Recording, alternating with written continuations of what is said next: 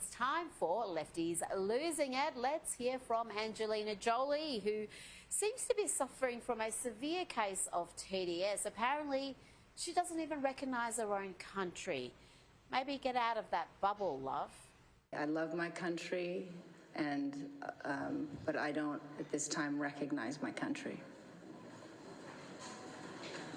And I think that's, but I've always lived internationally. My family's international. My friends, my life, my worldview is equal, united, international. So anything, anywhere that divides or, of course, limits personal expressions and freedoms and from anyone, I think is very dangerous.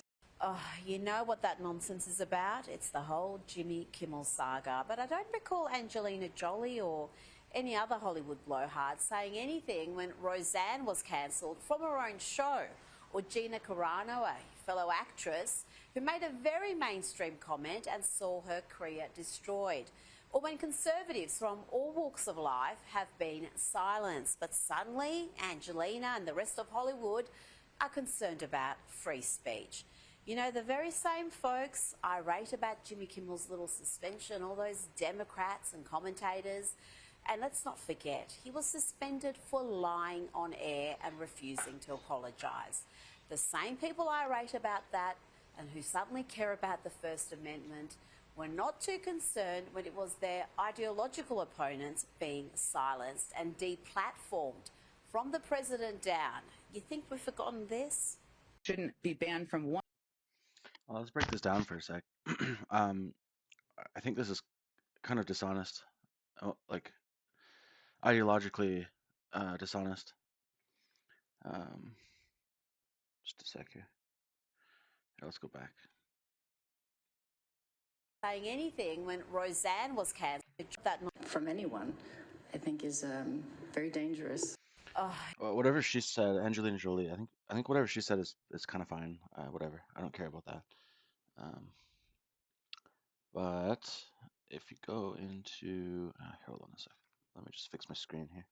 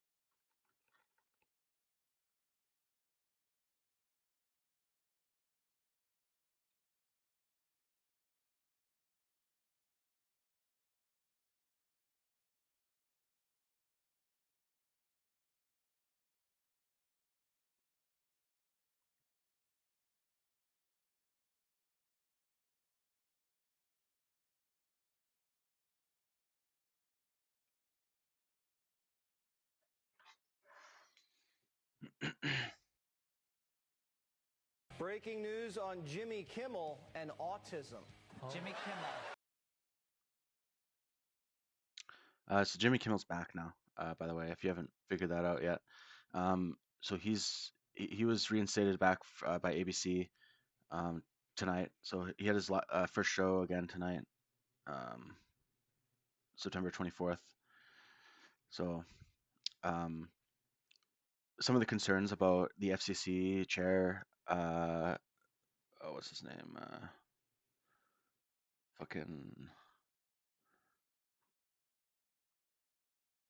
It's not Disney. The chair for the FCC, Brendan Carr. So his statement basically was saying the suspension was less about ABC Disney's ideology and more about the regulatory fears that would happen from Trump's administration. There's real factual evidence to suggest that Brendan Carr and Trump's administration put pressure on ABC to fire him, which is a First Amendment right concern. Obviously, what will happen then is, if I think the group is called ACLU, They basically are just like a group that protects First Amendment rights.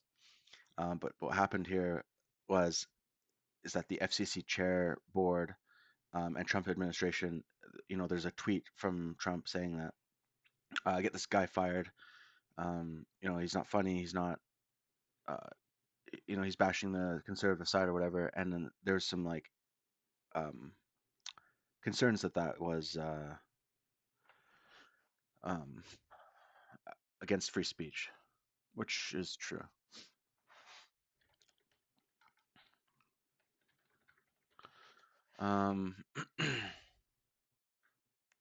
Where's that tweet? So here's some evidence here. I'll look for some of this here.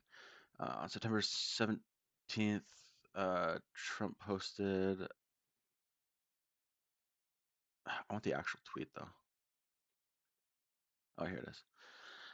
Great news for America. The ratings challenge Jimmy Kimmel show is canceled. Congratulations for ABC. So that was the post after that.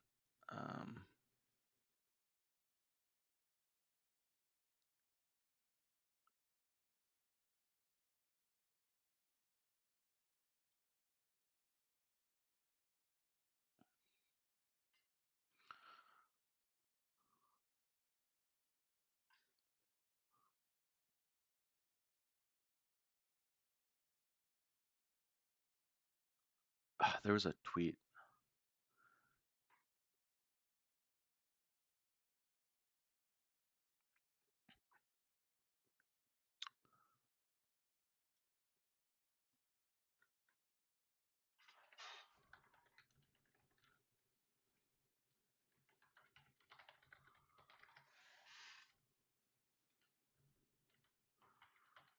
Might not be on Google.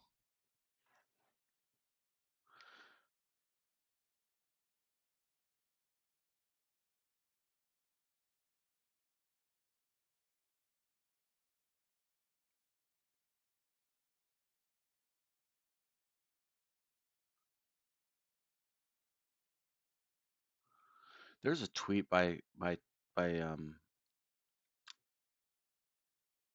him saying to get him fired.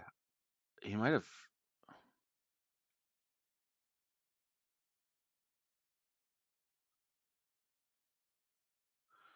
have changed it. Let me see.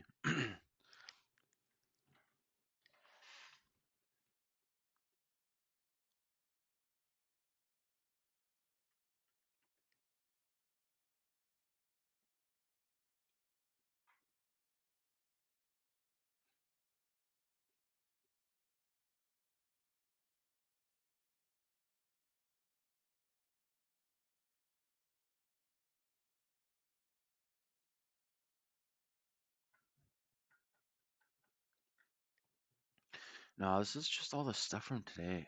God damn it. DuckDuckGo, maybe? Why didn't it bring me to DuckDuckGo.com? That was weird. Oh, maybe I didn't put .com.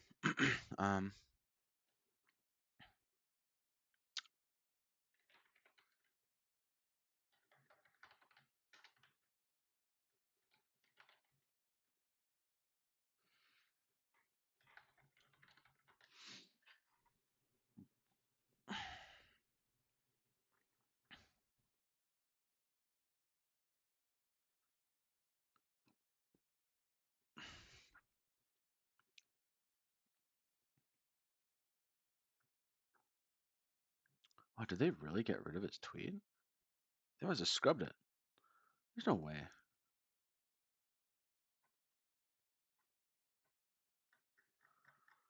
What?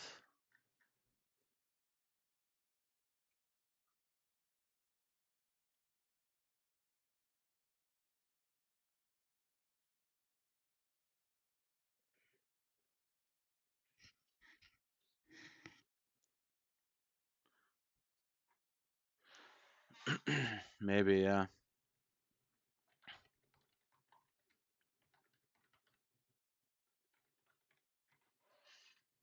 Maybe that's what it was.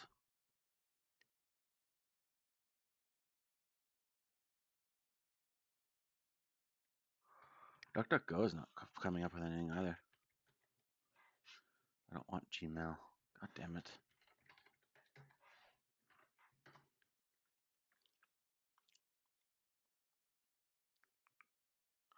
I think this is it right here. I think.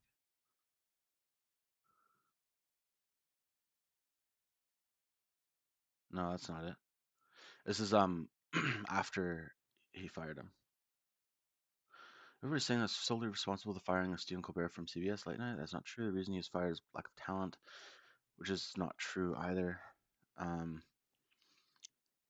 think that the Trump administration and his ties and connections to um, ABC, CBS, and Disney, and all these other big platforms.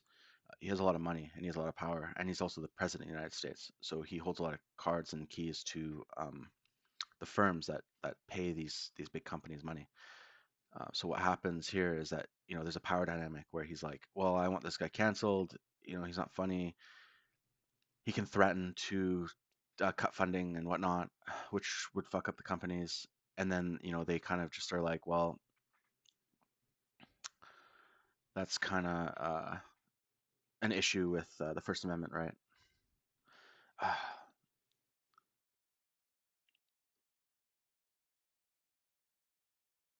No, it wasn't Trump that said this. So okay, so I think what I'm remembering here is the chairman of FCC tweet, fire Kimmel. I think it's this one actually.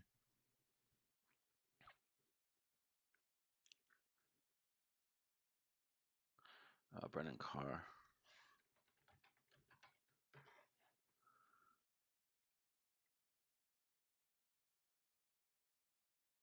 Oh my God, what's this fucking quality? Jesus Christ. That's not it either.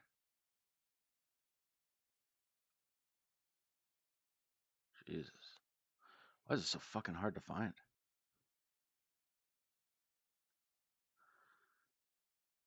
Maybe they scrub this shit too.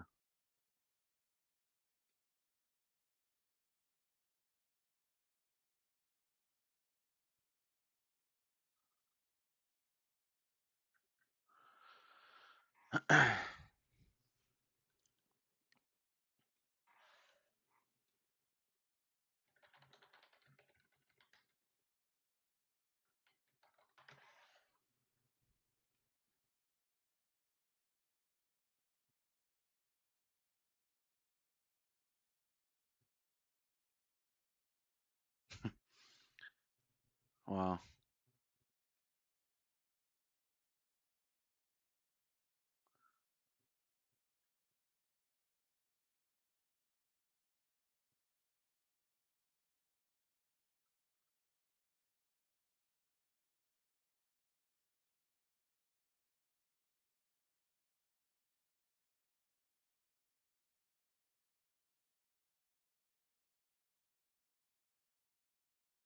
Oh my God, fuck off.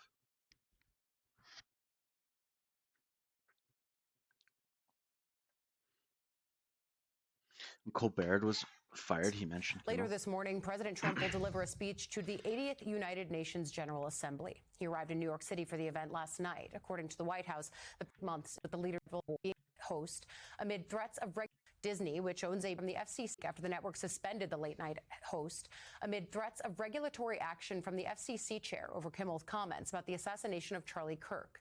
Disney, which owns ABC, announced the return in a statement yesterday, writing, quote, last Wednesday, we made the decision to suspend production on the show to avoid further inflaming a tense situation at an emotional moment for our country. So this is what it was then. So, and this is kind of what I thought it might have been. So Walt Disney is a private company, and they hold kind of the cards with ABC as well. That it's a subsidiary of the Walt Disney Company. So Disney technically owns ABC, and then ABC owns the Jimmy Kimmel Show, basically. So it's a bunch of stages of different companies that all kind of are under one umbrella. But so what happened here was that the inflammation of like a tense situation with this whole comment about Charlie Kirk.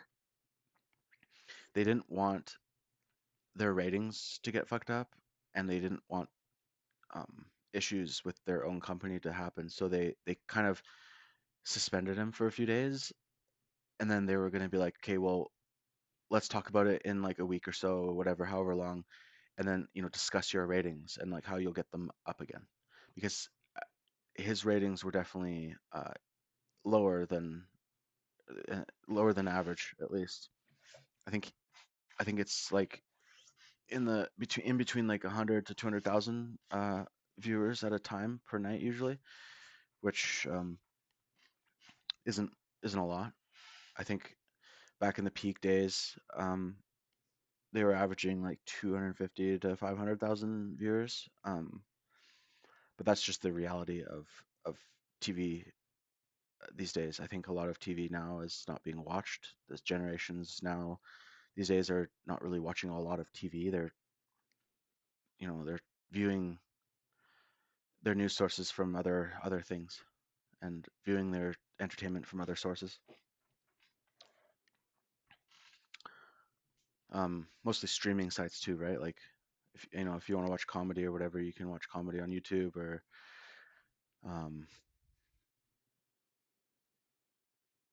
what's that one channel on Roku TV or whatever? There's like a bunch of comedy stuff on there. Decision we made because we should accept major ABC affiliate owner. The reversal from ABC comes after days of pushback from protesters, politicians, and performers. Yesterday, just before the announcement was made, more than 400 several Republican lawmakers also spoke out against the FCC's pressure on ABC. Among them, Senator Rand Paul of Kentucky, calling it absolutely inappropriate, and Senator Ted Cruz of Texas is attempting to last week, followed by his new explanation yesterday. Oh yeah, here Here's it the is. broadcast licenses by his ABC affiliates. I don't know if this was a tweet. I thought it was a tweet. Maybe not. Might have been a press report or something. But the FCC chairman says that you guys can take the easy way or the hard way on what to do about Jimmy Kimmel. And then below that, or in a different tweet, he said that you guys need to deal with like take care of this problem, in quotes, take care of this problem. Otherwise, I'm going to do something. So I mean, sounds like he was threatening them to pull licenses or pull funding or something if ABC didn't do something about him. But it was so vague and so ambiguous that it didn't really have any ground to stand on. Unless the network fired the late night host. I think this is ideologically dishonest too, because he didn't say that they have to fire him. He just said, the kind of, that mobster movie type mentality where it's like, take care of him, if you know what I mean, kind of thing. He's saying stuff without saying things. Here's what Carr said last week, followed by his new explanation yesterday. When you look at the conduct that has taken place by Jimmy Kimmel, it appears to be some of the sickest conduct possible. Frankly, when you see stuff like this, I mean, look, we can do this the easy way or the hard way. These companies can find ways to change conduct, to take action, frankly, on Kimmel, or, there's going to be additional work for the FCC ahead.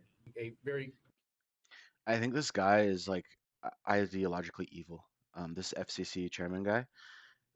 Like I honestly believe that he's gonna cuck in front of the cameras and be a little bitch and not actually say what is on his mind and what actually is like going on. But like I think he's authoritarian. I think I think his ideology is authoritarian. I think he's very much so um, on the side of like this is what I believe, and I believe this company has to follow these things, even if it violates the First Amendment rights. I think he's using his power, like whether I agree or whatever what Kimmel said or not.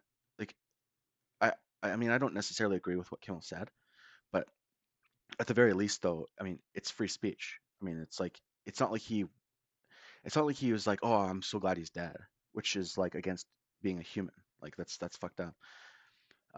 The biggest issue I have here is that, you know, from an outsider's perspective going in, all he really said was is that it was the right, political right, conservative uh, side's fault for Charlie Kirk's death. Which, I mean, that's his opinion. If that's his opinion, or if he was just memeing and, you know, joking around or whatever, being a, you know, comedian, quotes slash comedian, it's like, okay. I mean, South Park has said a lot worse. Like, it's the fact. The fact is that um, I think the very root of this is a huge issue, and I think this chairman guy is evil. I think he's a piece of shit. Reasonable, minimal step that can be taken. I mean, obviously, look, there's calls for Kimmel to be fired. I think They're such a liar, dude. So this guy, like, he is the one that is, and along with the Trump administration, is like pushing for this guy to get fired. It's like, you're a piece of shit, dude. you could certainly see a path forward for suspension over this. And again, the FCC is going to have remedies that we could look at. A lot of Democrats out there that are engaged in a campaign of projection and distortion. That's what you're doing, dude. And distortion is they're completely misrepresenting the work of the FCC and what we've been doing. I saw there was a letter. This guy's retarded. This guy's like a liar, and like he's like fully dishonest about his take on everything. FCC chair denies his threat to revoke broadcast licenses of ABC affiliates, but there's literal like tweets and like proof that and like reports that you're doing this. Like, this guy's a piece of shit. From some Senate Democrats that said the FCC threatened to revoke the license of Disney and ABC if they didn't fire Jimmy Kimmel, and that did not happen in any way, shape, or form. You're right, it didn't happen because you said it without saying it. Threatening to do something without actually saying what you're going to do doesn't dissolve you from the responsibility of getting this guy fired. The fact is you did threaten one way or another with an ambiguous threat. It's like, what do you expect is going to happen? What I spoke about last week, dude, I need to find this fucking tweet. It's going to piss me off.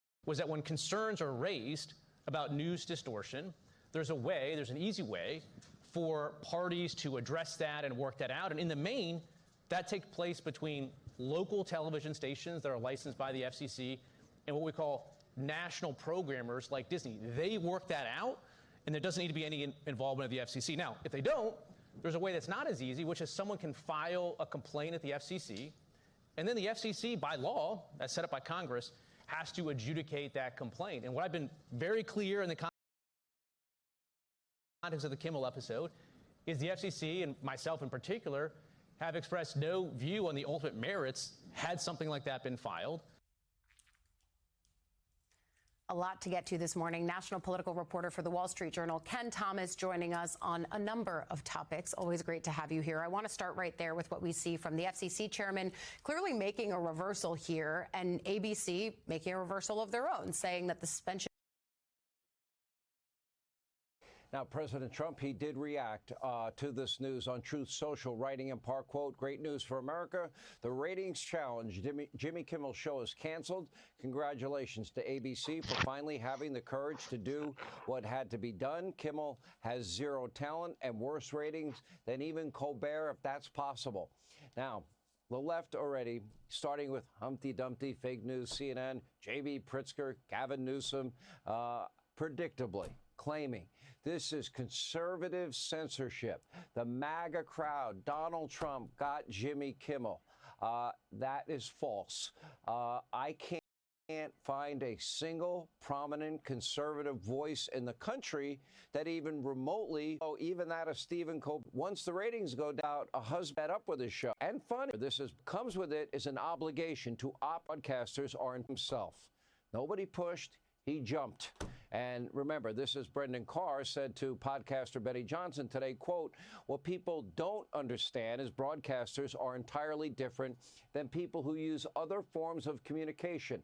They have a license granted by us at the FCC, and what comes with it is an obligation to operate in the public interest." From my perspective, explain that differently. Yeah, broadcasters are gas stations. But look, tired of the interest from New York country. Operate in the public interest. You mean operate in your interest, you mean? Yeah, I don't know. This whole thing's fucked up. Did you get scammed?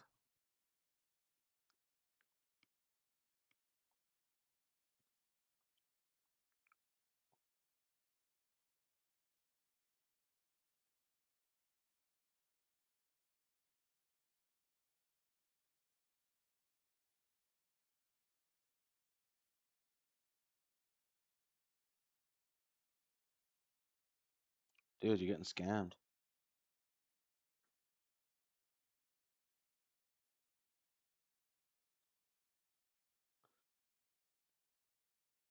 Here, let's try that again. There we go.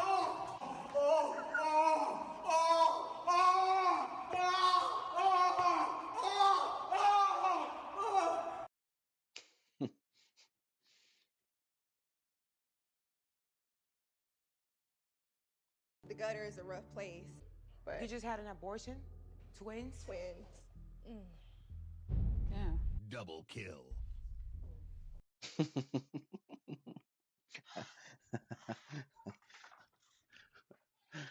So dumb. Double kill. God, that's fucked up. Okay. I'm determined to find this fucking tweet. This guy's a piece of shit. And I think he's either deleted his tweets, so you can't find it specifically because it's gone now, or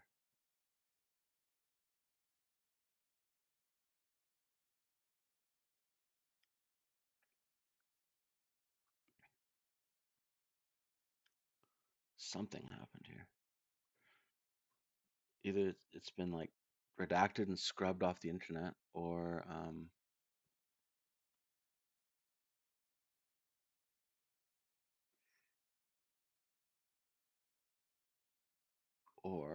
it was deleted or something.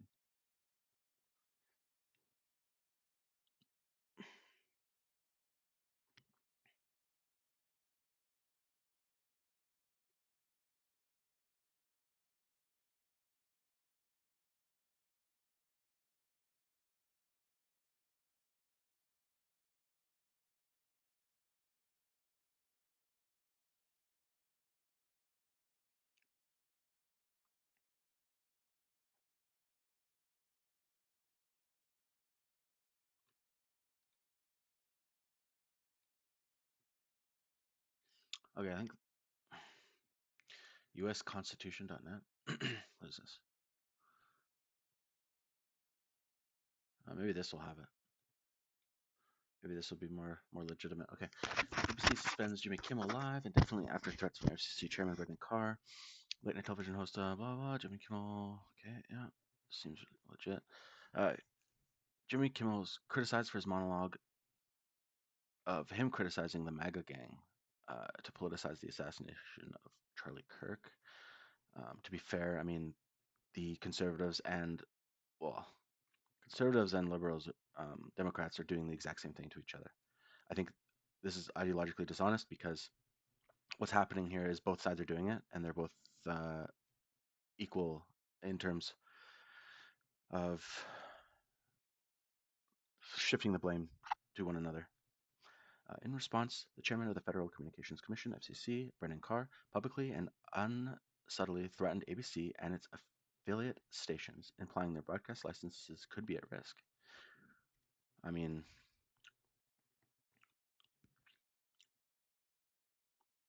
it could either be a threat or it could either be like him letting them know that, bad things are going to happen. It could be one of the two things, right?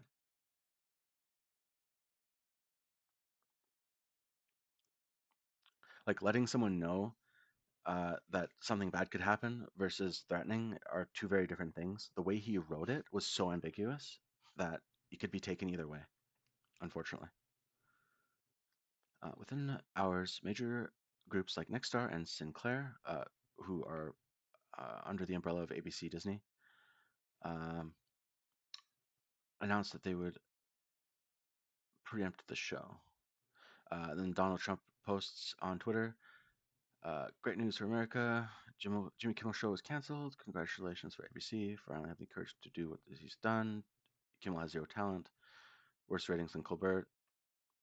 That leaves Jimmy and Seth, two total losers on fake news NBC. Their ratings are also horrible. Do it NBC. So he's violating the constitutional rights for like these people by just letting them speak and letting them do shit and telling them to get them fired for their viewpoints and their beliefs, which I mean is kind of wrong in my opinion. Even though I don't agree with what these people are saying, I don't have to watch their stuff. The media's constitutional Achilles heel. Okay. FCC has statutory power to grant and renew their license based on a vague standard of whether they are serving the public interest. Like, what does public interest mean? Is that just you and me, or does that also include him?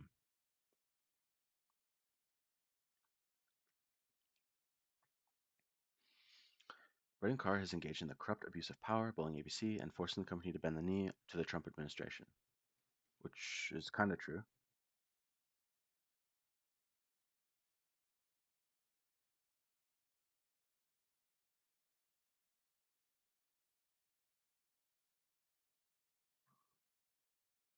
Huh.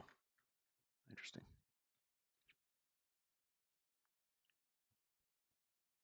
Is over for Kimmel, that he's coming back on the air tonight.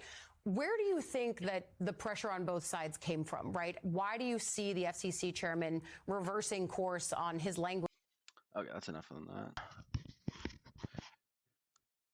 Watch this all be just like a big psyop to just get Jimmy Kimmel viewers back. It's just a big stunt to just like increase his ratings, like win for free speech, especially in America where free speech is a big thing. I mean, I'm personally glad that he's back on the air, even though I don't ideologically agree with like, some of his Democrat beliefs and whatnot. But I mean, who cares? I mean, we're two people, two human beings, and I believe he has the right to have a. He's right. No, he's absolutely correct. I think, I think this is a huge victory for freedom of free speech and for our democracy. I think this is a huge win for that.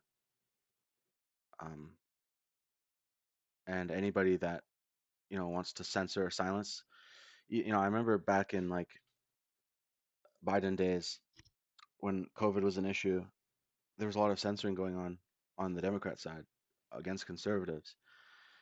And I believe it's our duty as people to maintain freedom of speech, regardless of whoever's in party, whoever is the leader, to a certain degree. Like I think obviously if you're like saying, um, yay, this person's dead, and like I think if you're cheering on the death of people, or you are either funding, supporting, or on the side of like terrorists, um, I think that's like a huge issue that does need to be probably circumvented in some way or another. Like this Ilhan Omar lady, um, she was like, she's a senator, and she was saying like, yeah, I'm glad he's dead. This Charlie Kirk guy, like, I'm glad he's dead. I don't agree with anything he had to say, and I'm glad he's dead. It's like you're fucked, and you need to be like deported immediately. Because like if you're like, by the way, she's an immigrant. Um, she's a Muslim immigrant from Somalia, I think Somalia, and like they've been diving deep into like her stuff, her dirt, so to speak. And she was hired several years ago. Um, she came from nothing. She was an immigrant. She worked her way up into politics and whatever. Then she started insider trading with the knowledge that she has being in Congress and Senate. She's grown her net worth uh, to millionaire status, and then she also she sends a lot of that money back to God knows who, maybe her family, maybe not. They're still investigating. They don't know. Um, but there's a huge investigation there happening with Ilhan Omar, um, because like it seems like she's like almost a terrorist at this point, like anti-America, like free speech is, she doesn't believe in free speech. She doesn't believe in certain people's rights. Um, she called Kirk a fascist, which is like not true. Like this is like factually wrong. So yeah. Anyways, About what I need to say and do. and that's true. I think this is a good tweet. I think this is very valid. Um, Political satire is probably one of the best things um, for this democracy.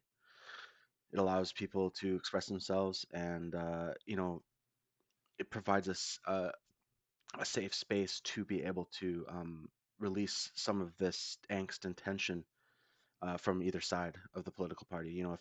If I was a conservative, um, and making fun of liberals on this like political satire, that relieves a lot of tension and anxiety on this person's side. So I think it's very important. I found a YouTube channel that was really funny. Um,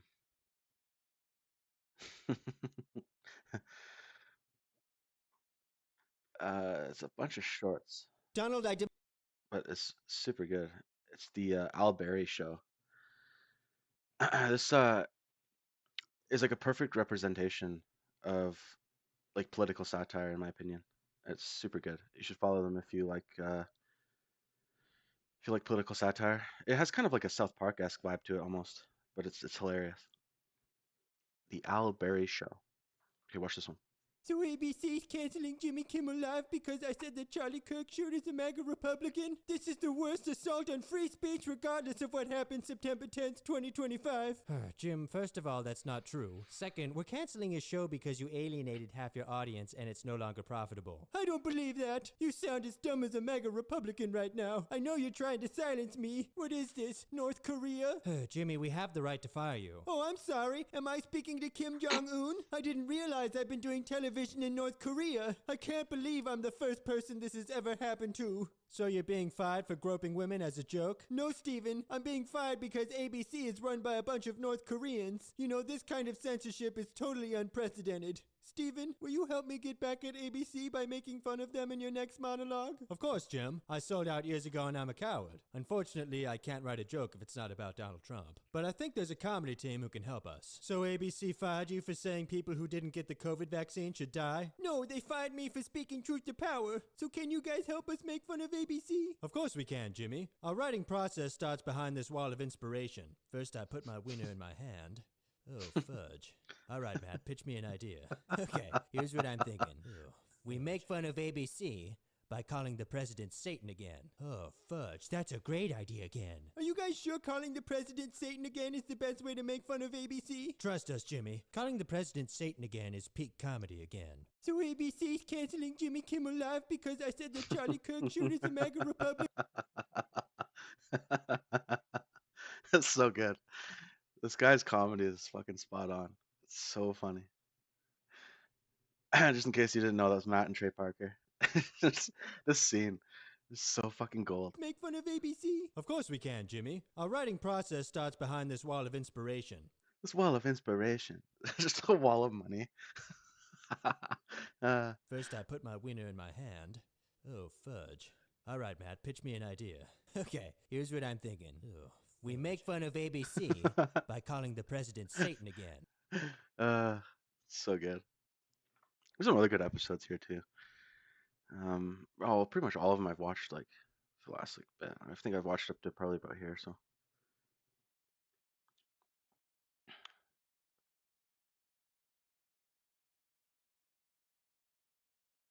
How could calling Republicans fascists for years lead to the assassination of Charlie Kirk? We don't even know what a fascist is. It's so unfair we're getting blamed for all this political violence. If anything, the Republicans are the violent ones. Just look at all these photos of them rioting over the death of Charlie. Sorry to interrupt, guys, but I have more information about the assassin. Let me guess. It was a Republican shooting off his gun in celebration. Well, not exactly. It was a 22-year-old named Tyler Robinson. His family and friends describe him as a left-wing extremist. He was dating a trans woman, and he had a kink for furries. Oh, what a relief. So he is a Republican. Well, it sounds like one to me, but we have to be certain. Let's see. Everyone knows it's impossible for a Republican to be gay. So I think the best way to know for sure if he was a Republican is to determine if it's gay to date a trans woman. Well, I don't think it is, Chris. Making love to a trans woman requires a man's pee-pee and a woman's pee-pee. That's exactly what I was thinking. Well, I know for a fact it's not gay, because every woman I've ever slept with has balls. It sounds like Tyler Robinson is a Republican after all. Unfortunately, right-wing media will try to make him seem left-leaning, so I came up with a way to stop them from doing that. We're gonna make the Democratic Party so far left that even trans people are considered far-right extremists.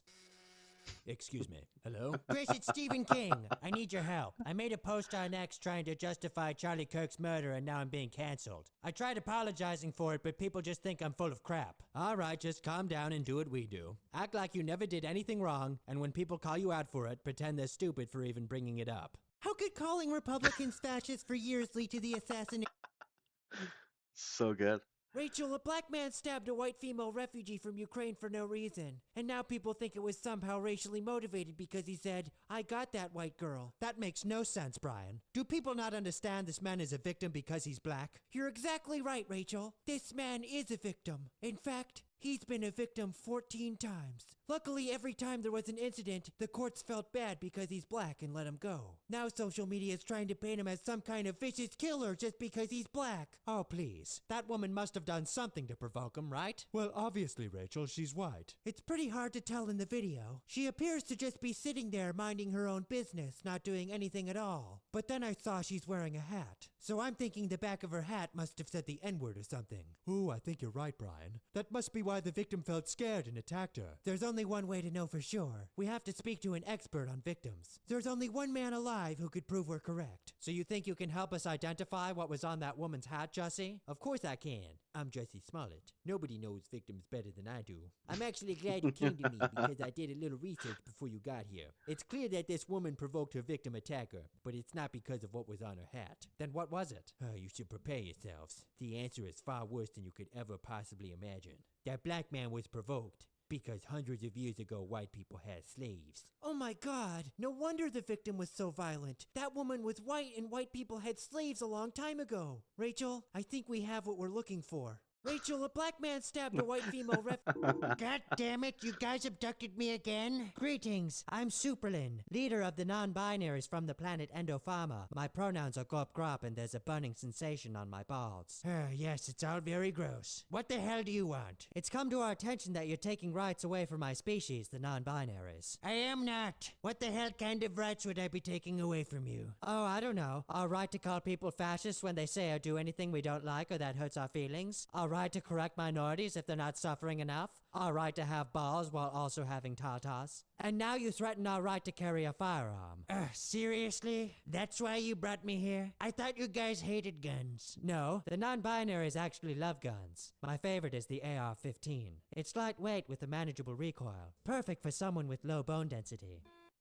Ah, our supreme leader is ready to see you now. Hi Donald, I'm Cynthia Revo. My pronouns are they, them, and I burp out my foof. You should see it. You really do have the perfect foof burps. I know, I really do. Wait a minute, aren't you that actress who played a black gay Jesus? Yes, thank you for recognizing my work. You know what? I brought you here to shout at you for being so evil. But since you made me feel important, you're free to leave. Donald, thank God you're here. You've been missing for days. We all thought you died. No, I'm still alive. I was just in space with a bunch of gay aliens. God damn it, you... How am I supposed to run for governor again in 2026 if people think I ruined California? It's like they don't realize how impressive it is to destroy the fourth largest economy in the world. Oh, don't blame yourself, Gavin. California's always been pretty bad. Yeah, but I made it a lot worse over a much shorter period of time. But whatever, I have like 3 vacation homes now. Anyway, it's not like California's the only crap state. There are like 9 Republican states that are way worse. I mean, who the hell would want to live in Arkansas? Yuck. I know, Gavin. I just wish people would listen to you instead of the freaking president. Wait a minute, Karen. I just got an idea. What is it? Okay, just bear with me on this. People tend to ignore the president's red flags because he's so entertaining. So if I became more like Donald Trump, maybe people would overlook that I made California gay Cambodia. It's a good thing I bought this spray tan for my face. I was going to go on a trip to Hawaii, but I had to cancel it because of those stupid LA fires. Now I just need to talk like Donald. I'm going full-on MAGA. That's Make America Gavin again. California's the 4th largest economy in the world. What do you think, Karen? Gavin, the president just posted about you. Oh, God damn it. Gavin Newsom is the dumbest governor. Maybe he can't run California efficiently because he's embarrassed about his tiny peepee. And then it's just 2 paragraphs about my ding-dong. This is just insane. Doesn't he know I'm running the 4th largest economy in the world into the ground? Gavin, why don't you just make a post about him? Ooh, great idea, Karen. I'll say something like, California's the 4th largest economy in the world. Who cares if I don't do my job? The state practically runs itself. How am I supposed to run for governor again in Why is everyone mad about this logo? It's simple and modern. It reminds me of a yellow menstrual pad with a little bit of crap on it. And somehow the crap formed the name of our company. I think everyone's mad because middle-aged white chicks keep crapping all over our favorite brands, and it's getting pretty annoying. Yee, when have you ever heard someone say their favorite restaurant is Cracker Barrel? Anyway, our stock is crashing, so the investors demanded we update the logo again to something still simple and modern, but that helps our customers understand us. As you can see, the shape of the logo is the same. As a woman, I appreciate the menstrual padness of it. And at the center is a silhouette of me putting a stinky turd on Uncle Herschel. So what do you think? So you're literally crapping on Cracker Barrel this time. No, Yee. I'm making the brand simple and modern. What's so hard to understand about that? Okay, but simple and modern doesn't automatically mean good. Sometimes it's just better to leave things the way they are so you don't piss off your customers. How am I supposed to improve Cracker Barrel if I can't change the logo? Maybe you could try improving the quality of the food and provide better customer service so people will actually want to go there. Oh, that's the worst idea I've ever heard. I thought you were a marketing genius, Yee. I am. Then give me an idea that would actually make people want to come to Cracker Barrel. Okay. Then maybe we go back to the original logo, but then we hire a spokesperson that gets people more excited about the brand. Ooh, that's a great idea, Yee. Who should we get? Okay, Sydney, so the Cracker Barrel ad will be you with your hooters exposed, and then it says, this cracker has great barrels. Got it. I can't wait for everyone to see my fun bags again. Why is everyone mad about this logo? It's simple and modern. It reminds me of a... Donald, Putin is open to ending the war with Ukraine on 2 conditions. First, he gets to keep Crimea. Second, Zelensky has to give his pee-pee kisses. I'm sorry, what? He said, I want Zelensky to show me respect by holding his mouth open as I drop my balls like it's New Year's Eve. Vlad, that's very unreasonable. He said, no, it's not. A quick knob polish to end the war sounds pretty fair. He said, it's not a gay thing. It's just been a long time since anyone's done that for me. He said, by the way, your outfit makes you bootylicious. Where did you get it? You should be a model. Thank you, Vlad, but I still don't think I can get Zelensky to give you a bone lipper. He said, please, Donald, it's all I want. I'll even let go of Crimea if Zelensky gets on his knees and gives smooches to tiny Putin. All right, I'll give it a try. Hello? Did you make the peace deal yet? If you succeed, I'll nominate you for a Nobel Peace Prize. I know, Hillary, I'm trying. But Putin says he'll only end the war if Zelensky gives his pajama snake a deep clean. Oh. Well, that sounds fair to me. Really? Well, yeah, that's how I made most of my deals. If it meant thousands of lives would be spared, I would give kisses to Putin's trouser hose. All right. That's right, Zelensky. To end the war, you have to give Putin's pee-pee kisses. You'll also have to give up Crimea. Well, then no deal. I won't give up Crimea. Donald, Putin is open to ending the war with Ukraine on 2 conditions. First, he gets to keep Crimea. Sorry our business was interrupted, Elon, but we're finally alone again. That's all right, Donald. I totally understand. Now, where were we? I was about to suggest that a merger between us could be good for your bottom line. Oh, that's right. Maybe you can leverage my skill set for better market penetration. Oh, Elon, how liquid are you right now? So liquid, Donald. I'm absolutely desperate to invest it in a high-yield bond. Donald, the Israeli Defense Force reports Greta Thunberg may have successfully delivered nature-valiant granola bars to Hamas. Damn it, JD, you interrupted our business again. How many times do I have to tell you to always knock when I'm in here conducting private business with Elon? But you're always doing business with Elon. It's like, JD, I cannot talk right now about gas prices. I'm doing private business with Elon. JD, I would talk about the riots in Los Angeles, but Elon and I have to do business in the Lincoln bedroom. Well, I have something important right now. Fine. Sorry, Elon. We'll continue this later. So Greta Thunberg delivered supplies to Hamas. Yes, Donald. She's trying to feed starving Palestinian civilians.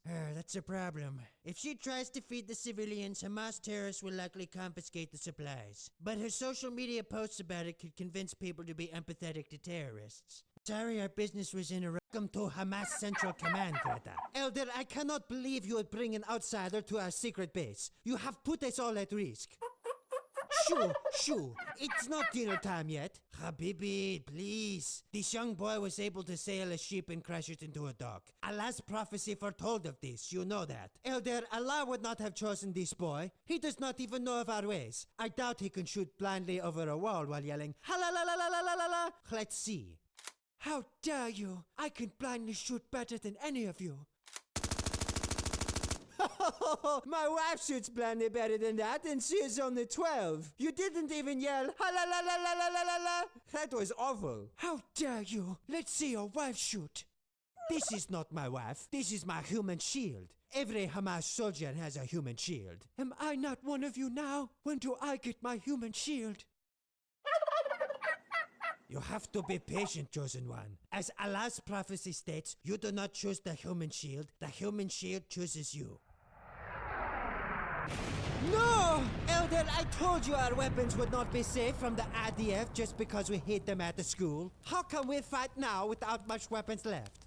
Welcome to Hamas Central. Donald, I demand you stop cleaning up Washington, D.C. right now. If you end the homelessness and crime, everyone will know I could have easily done that in California. How am I supposed to run for president in 2028 if everyone knows I never do anything? Gavin, I had to clean up D.C. It's like a third world country here. How dare you, Donald? What you're doing is somehow homophobic and fascist. Instead of wasting my time, why don't you fix those problems in California? You know damn well if I did that, I'd have nothing to campaign on every 4 years. Okay, then why don't you at least just rebuild the Palisades then. It's been 8 months since the LA fires burned it down. I would if I had the money. Well, what happened to the money we gave you? It's in my pocket right now, and I don't have time to get it out.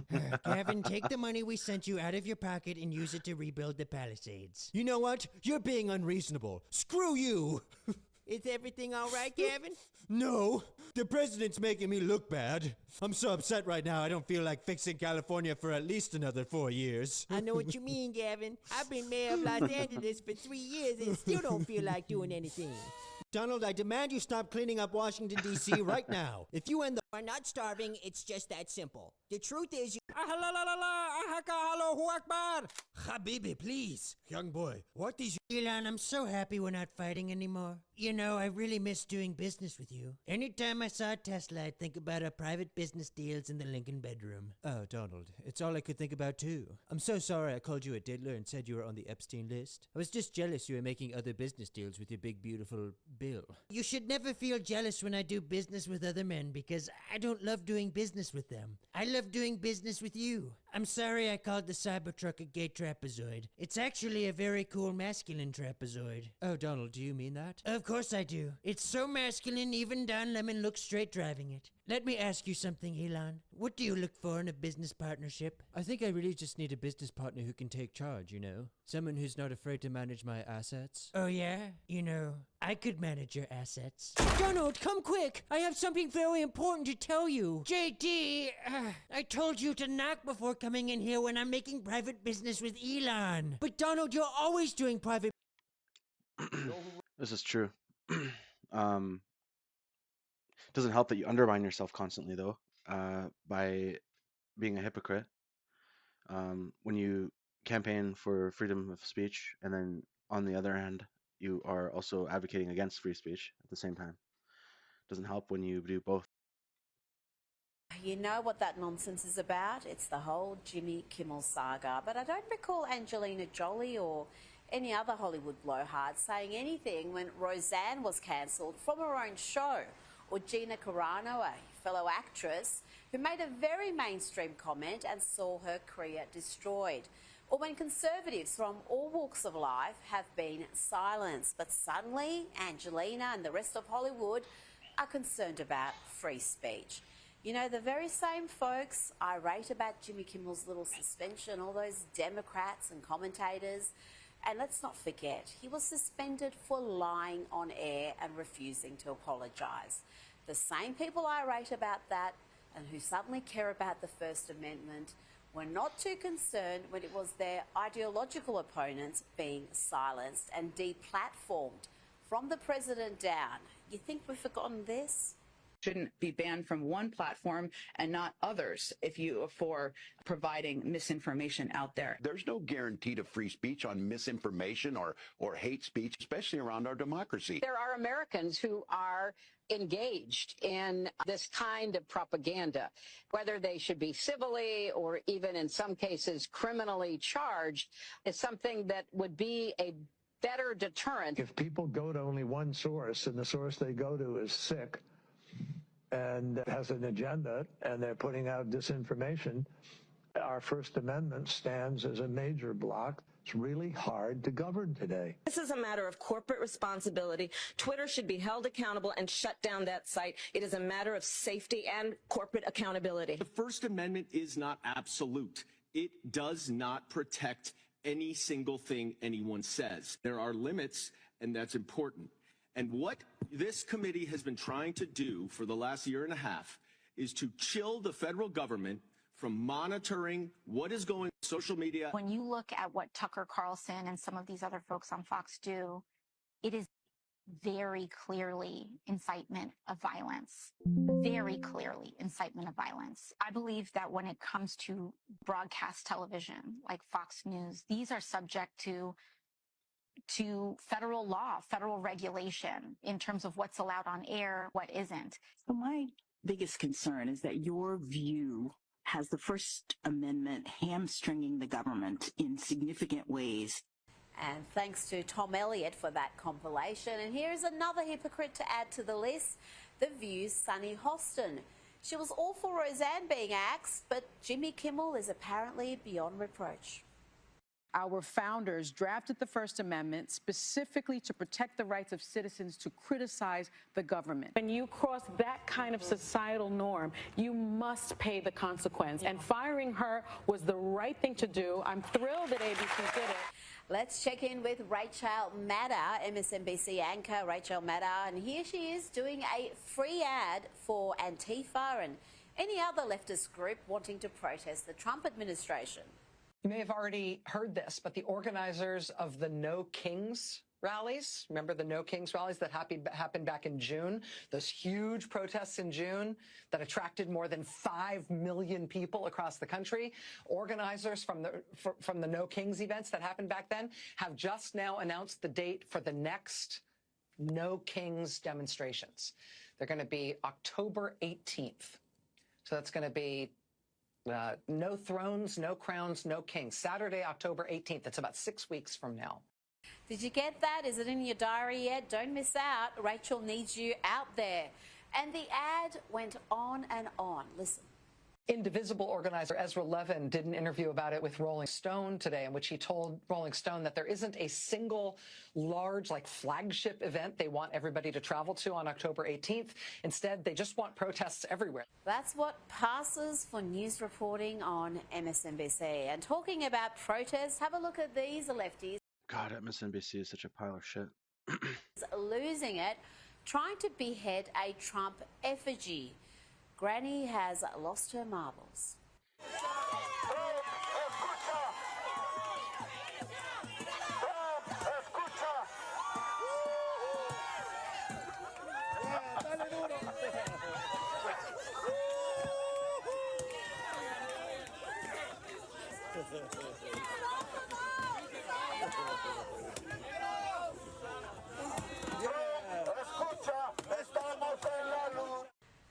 These are the people we need to unify with. No, thank you. Now, here is one way to stop protesters from being pests. Here are some trans activists trying to disrupt a Turning Point event being drowned out by chants of USA. Fun. USA!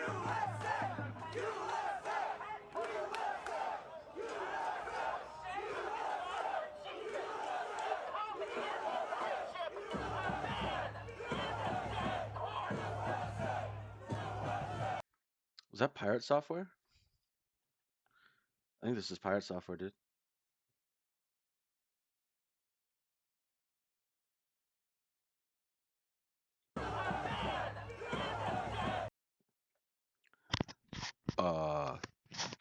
This is actually me.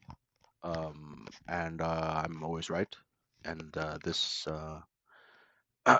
this is fundamentally correct in my favor.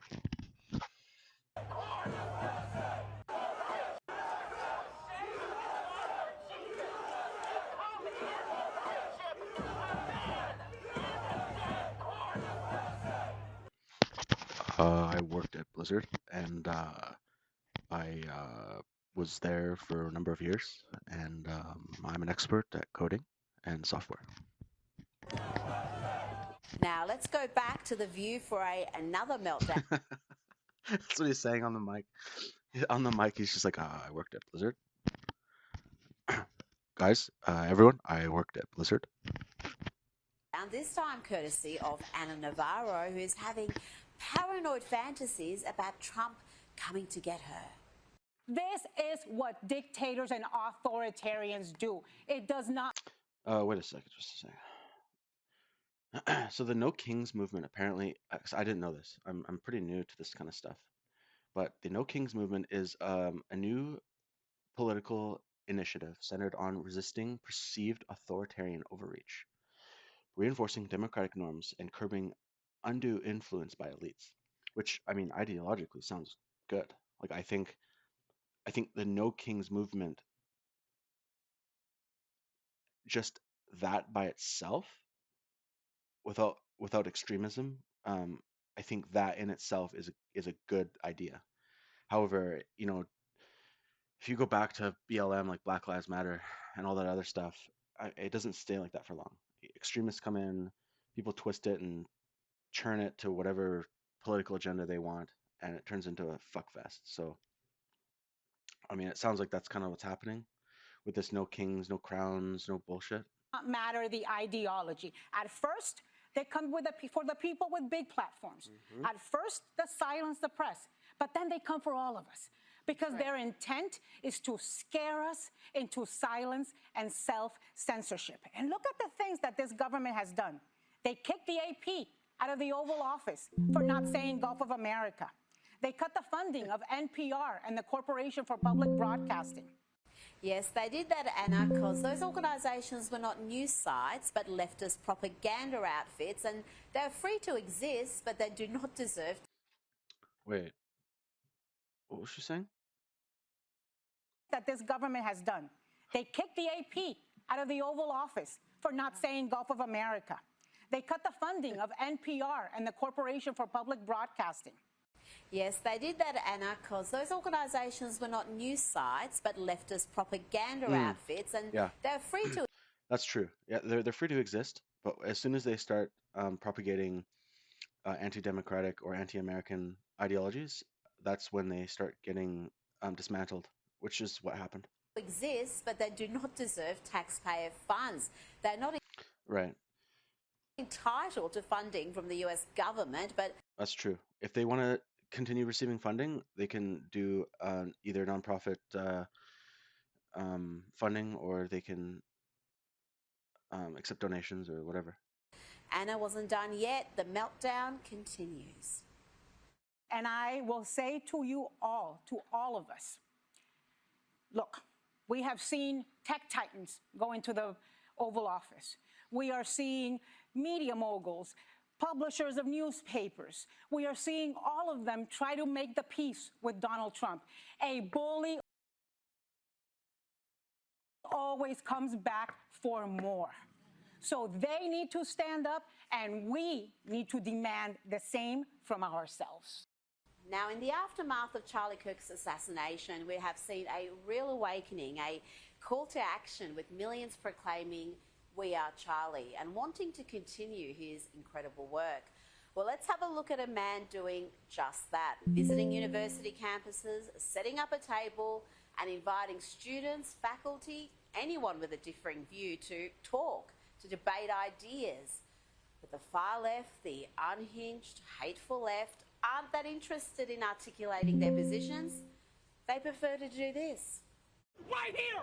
Every single one of you falling for space. I hope you realize that. He's right. Their entire right. Can you condemn? Can you condemn Charlie Kirk? The assassination of Charlie? I don't care.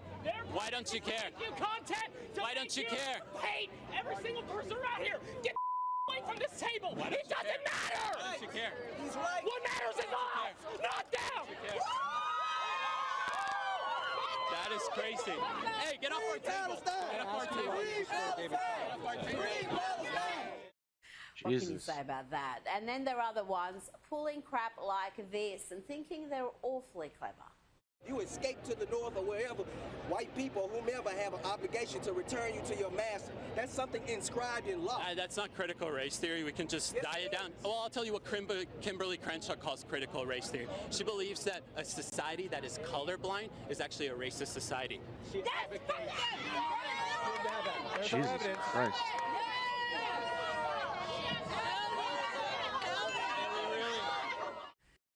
What the fuck? Believes that a society that is colorblind is actually a racist society. The guy stole his hat. Okay. There's our evidence.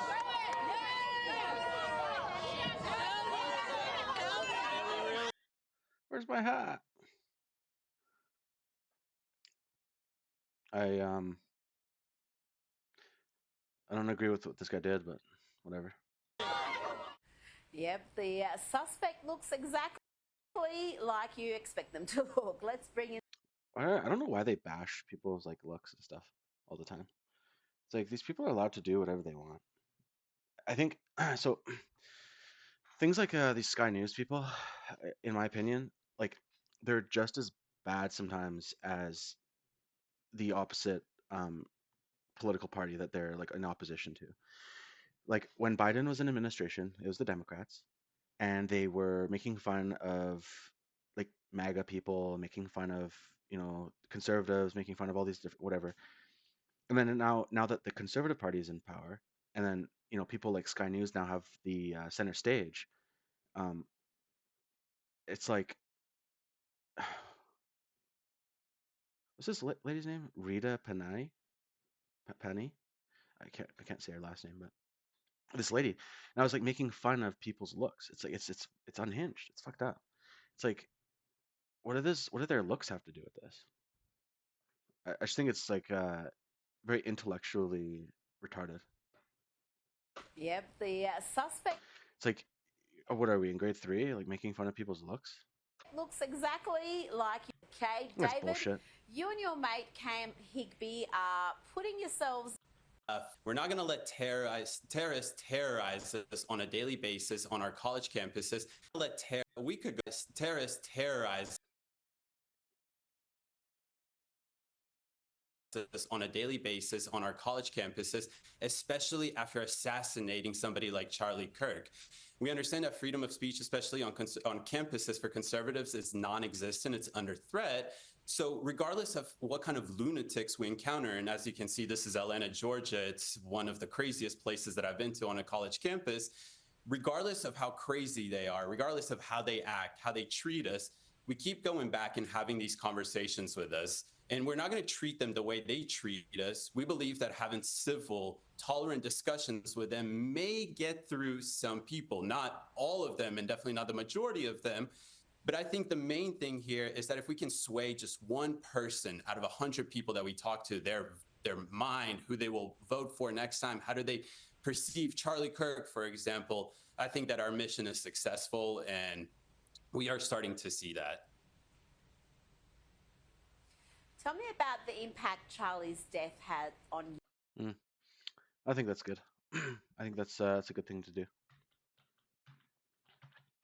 And I just so happened to land on public and that is Charlie Kirk. That is met him. Why I justified in using violence and other.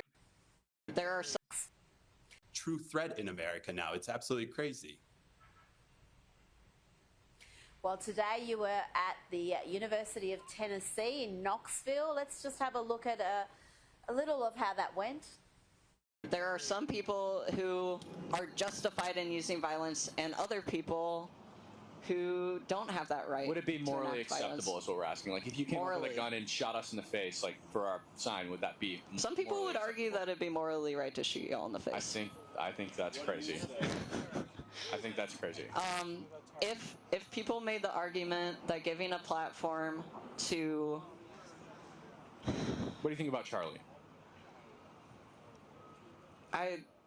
There's so many Charlies. Charlie Kirk. There's so many Charlies. Charlie Kirk, who was assassinated behind a table just like this one. I know that's the person that's trending, but Charlie Kirk was a byproduct of people like this. David, I applaud your patience and your civility. Couldn't even answer the goddamn question. You're not losing your temper, but Fortunately, this person will shoot when they refused to do so. That's when they told us this entire thing, that they would shoot someone like us in the face and all the other crap that you heard there in the end. It doesn't help them win at all. And the people that may think like they do or that opposed Cam and I's position or what we have there, they see that and nobody can agree with that. As soon as this individual said this, and probably 50% of the people in the crowd didn't agree with us, everyone gasped, said, oh my God, I can't believe he just said that.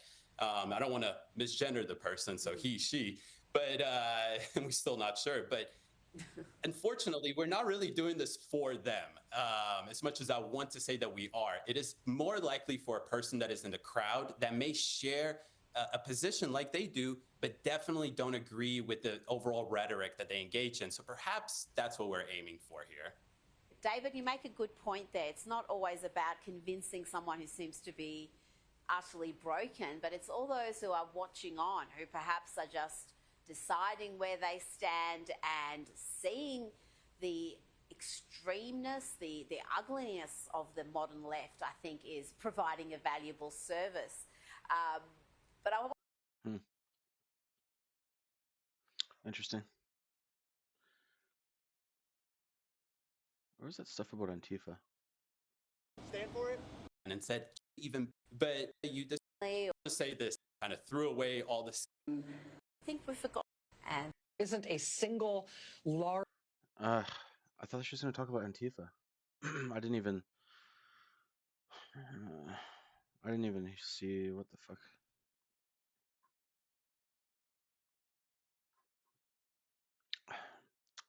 I thought that video was going to be a lot better. It's not really that good. This one I've been holding on to for a little while to talk about. it's time for Lefties. It's the same channel again with this Rita Pani. He's losing it. Now, while normal people from across America were gathering in Phoenix to pay tribute to Charlie Kirk, the line started the night before. That's where and I by live. 4 a.m., the crowds were huge. As you can see, they're full of young people, not just those geriatric misfits you see at those No Kings protests, but amongst the patriots who love America, just like Charlie did, there was a small group of misfits who thought it's a good idea to protest a funeral. Just I think this is really distasteful. I mean, they have the right to do that if they want to. I think it's distasteful. Like going to protest at a funeral, it's kind of fucked up. But I mean, whatever. Do what you want to do, I guess. gross, gross. And talking about gross, this happened in NYC. A group of contemptible far-left imbeciles did their best to interrupt a somber vigil for Charlie. How did they do that? Well, one screechy cretin sang Bella Screechy cretin. Ciao, a message The rhetoric. written on one of the unfired bullets. And then some sad soy boys sang about wanting the young Republicans to die. This is the modern left, ladies and gentlemen.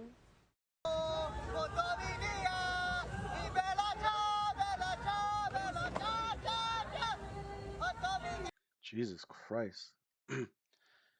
That's fucked up.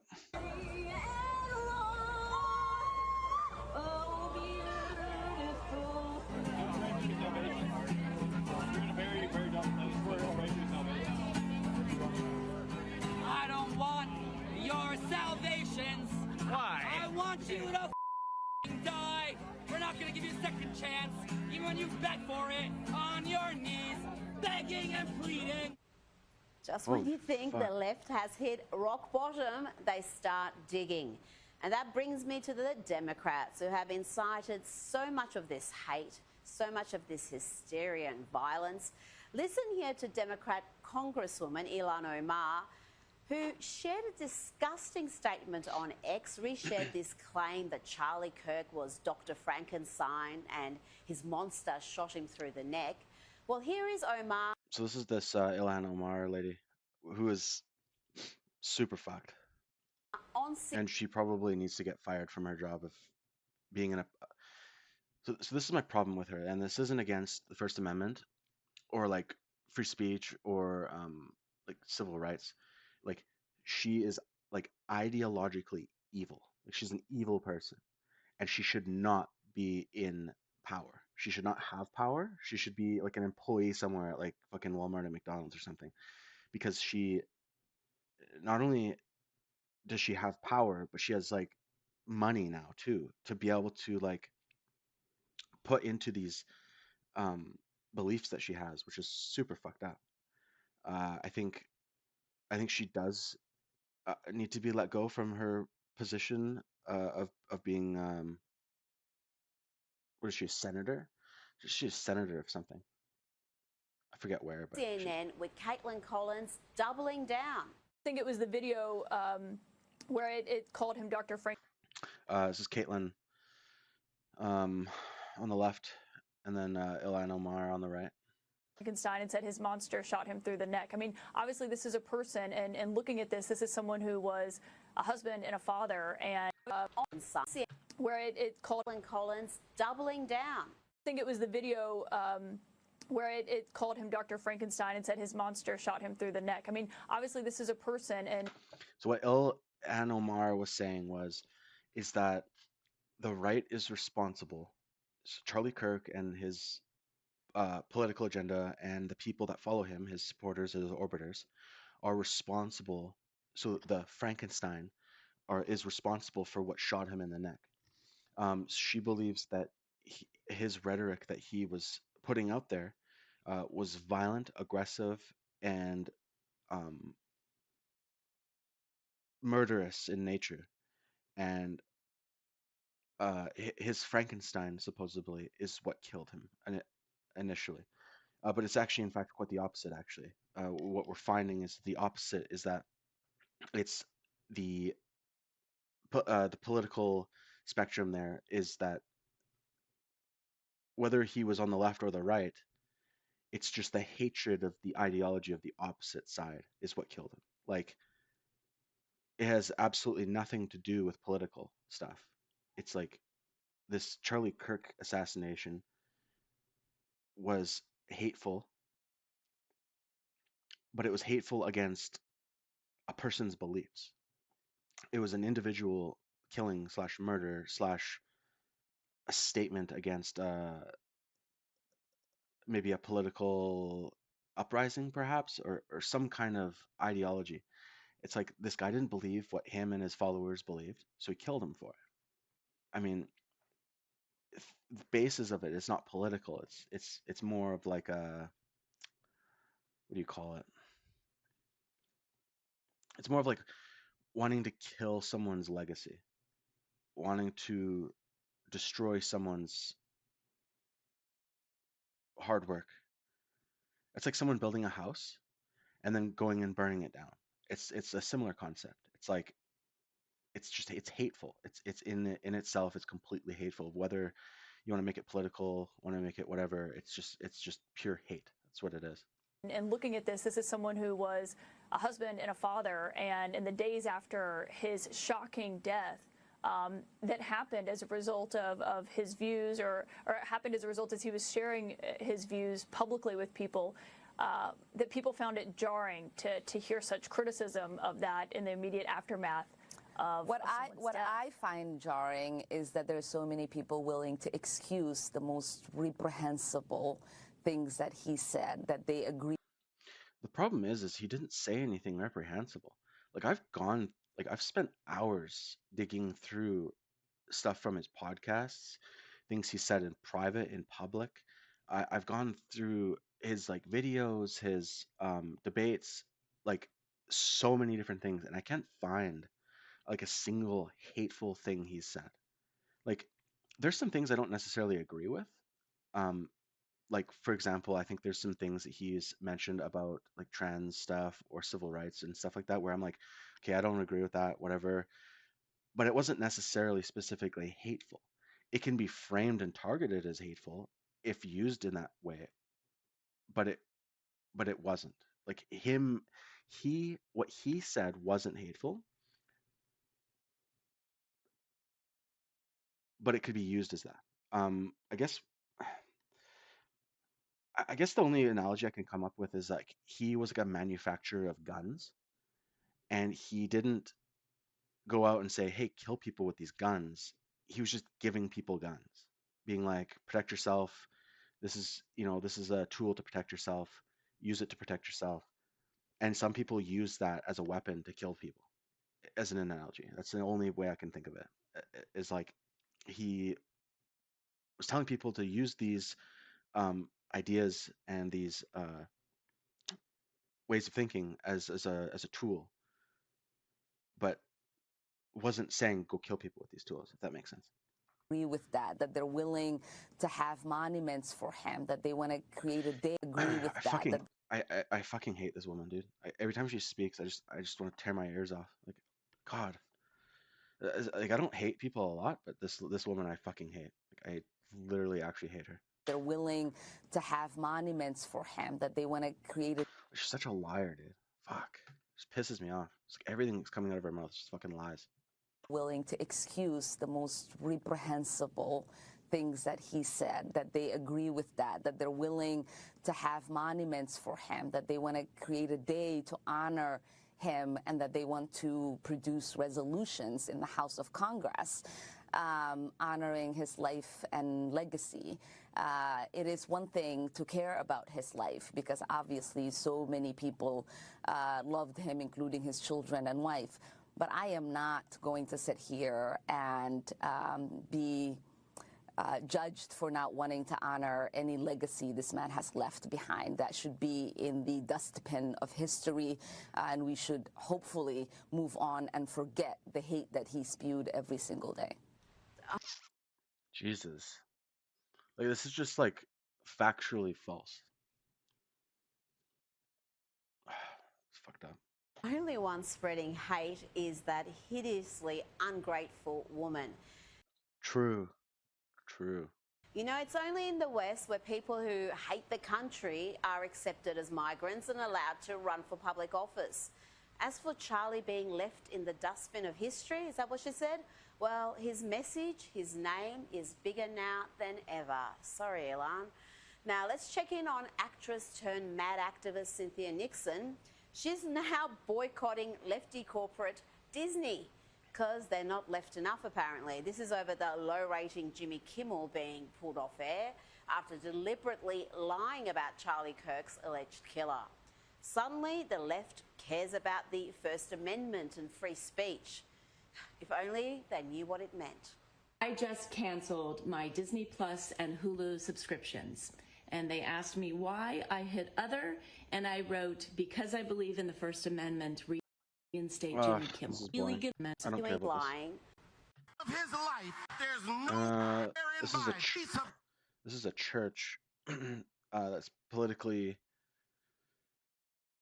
It's a Baptist church that's politically aligned themselves against Charlie Kirk, which doesn't make any sense at all because Charlie Kirk was a Christian. It literally doesn't make any sense. But I think it's because it's a black church, and so Charlie Kirk said a few things about civil rights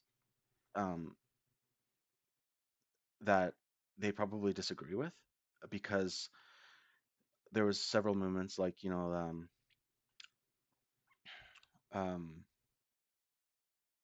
fuck, I can't think of that lady's name.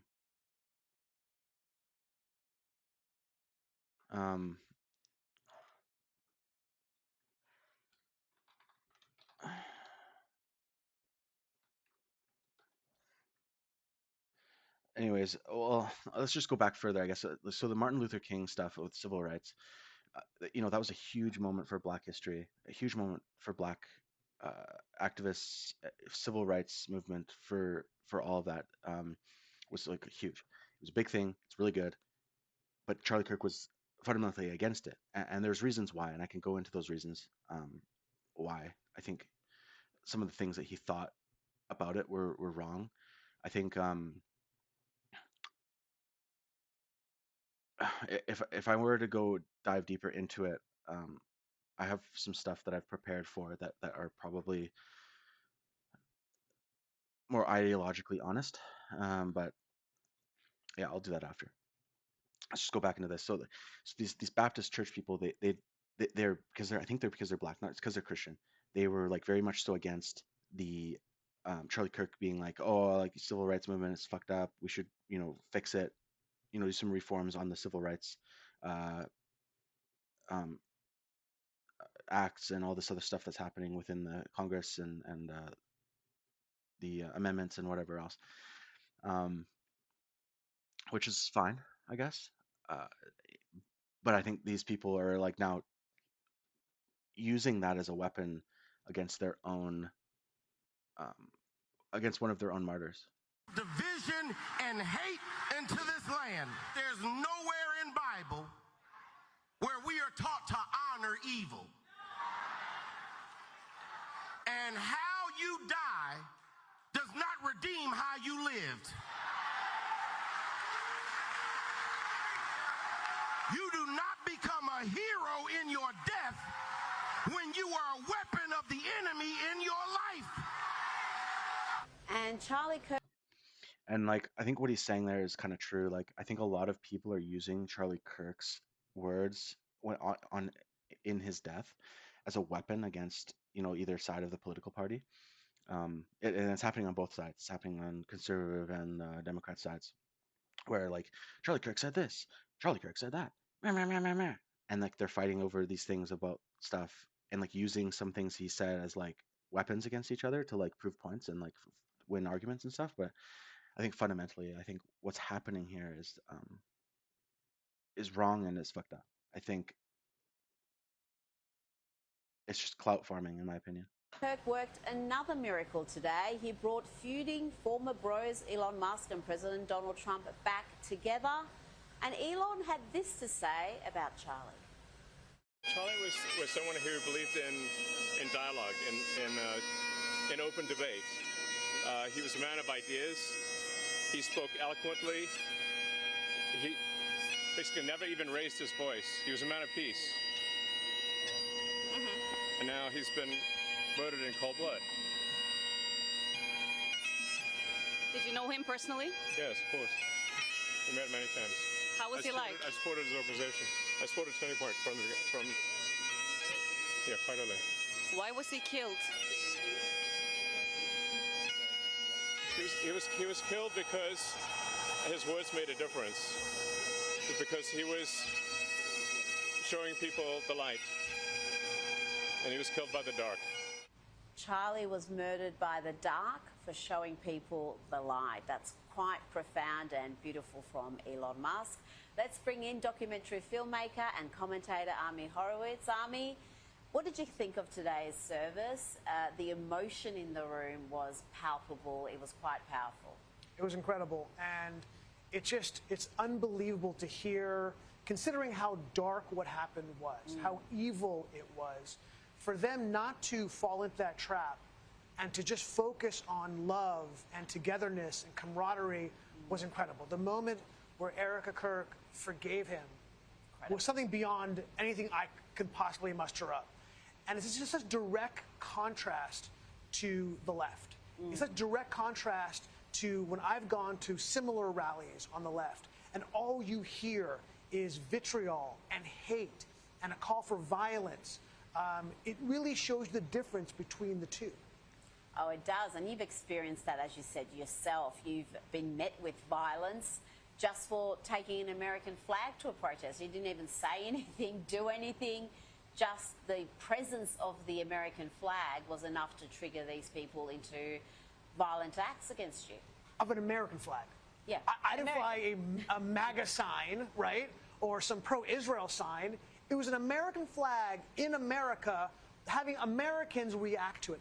It's so fascinating how the left has devolved into violence. And look, they say there's this narrative that it's white supremacists who are involved. And yes, look, there's some truth to that, obviously. But with all large lies, they take a kernel of truth and they distort it, right? Yeah. Look at what they're doing here. Sure, there is violence on the very hard far right, but it's such a small percentage of the demographic makeup of the right as opposed to the violence of the left. It's a much larger percentage of the Democratic population. And we see case after case after case, and you've seen some polling recently that bears that out, where people who identify as left-leaning or very left are quite openly saying, yes, acts of violence are justifiable in some cases. What's so fascinating about that poll is that it's a linear poll, right?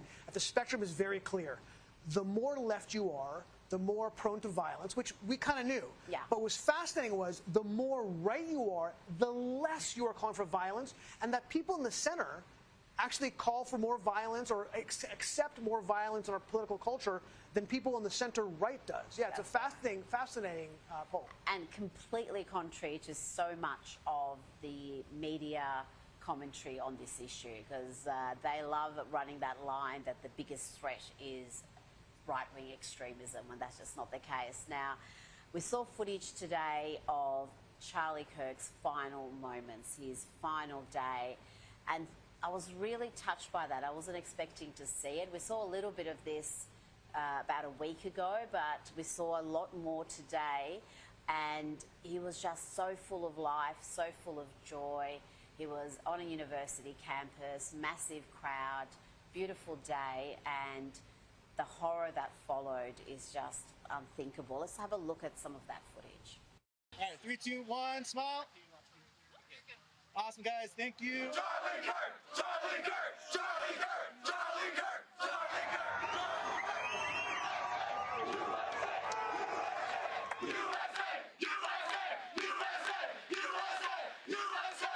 USA!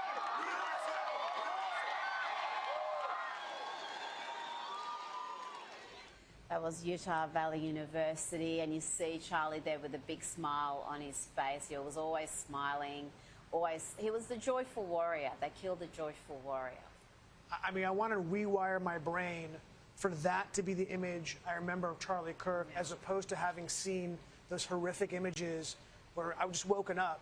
I was in a different part of the world, and I wake up to texts from friends and family telling me that he was killed. And I turn on, Instagram, and I couldn't believe it. But the images of him being murdered were all over the place and just seared into my memory. And those are the images I want to remember him, the happy warrior, the person who was open and friendly, which is so crazy because they're trying to make him the exact opposite. They keep using the word hateful and hate. And you saw not just those images, but when he spoke, and if you listen, I have been listening to hours of what he was saying in those debates, and you don't hear any hate from him. It's openness. It's wanting to convince somebody else of his position. That's not hateful. It's the opposite of hateful. And the fact that, again, commentators, some people in the media who should know better, Democrats, congresswomen, are using the sort of language that the alleged killer used. It's almost exactly the same. Even this horrific murder, this assassination, hasn't been enough to wake them up that this isn't the way to go. This is not the way to engage in political debate. Yeah, but unfortunately, a lot on the left think it is. Yeah. Right? Because remember, words are violence. So if words are violence, then you can use violence to combat words because they're the same thing on a moral level. I guess nobody then had their parents tell them, use your words. Yeah. Because they use their violence. That's it. Now, I mentioned earlier that Ilhan Omar posted something terrible about Charlie Kirk, casting him as some sort of a Frankenstein who created a monster who killed him. I mean, that in itself is just so... it's not just ugly, it's full of lies. It was someone from the left that killed him. It wasn't some Turning Point USA devotee. Some good points. This Kaizen Asiedu guy that I follow on Twitter, he's posted a lot of really good stuff. I find this guy to be very intellectually honest.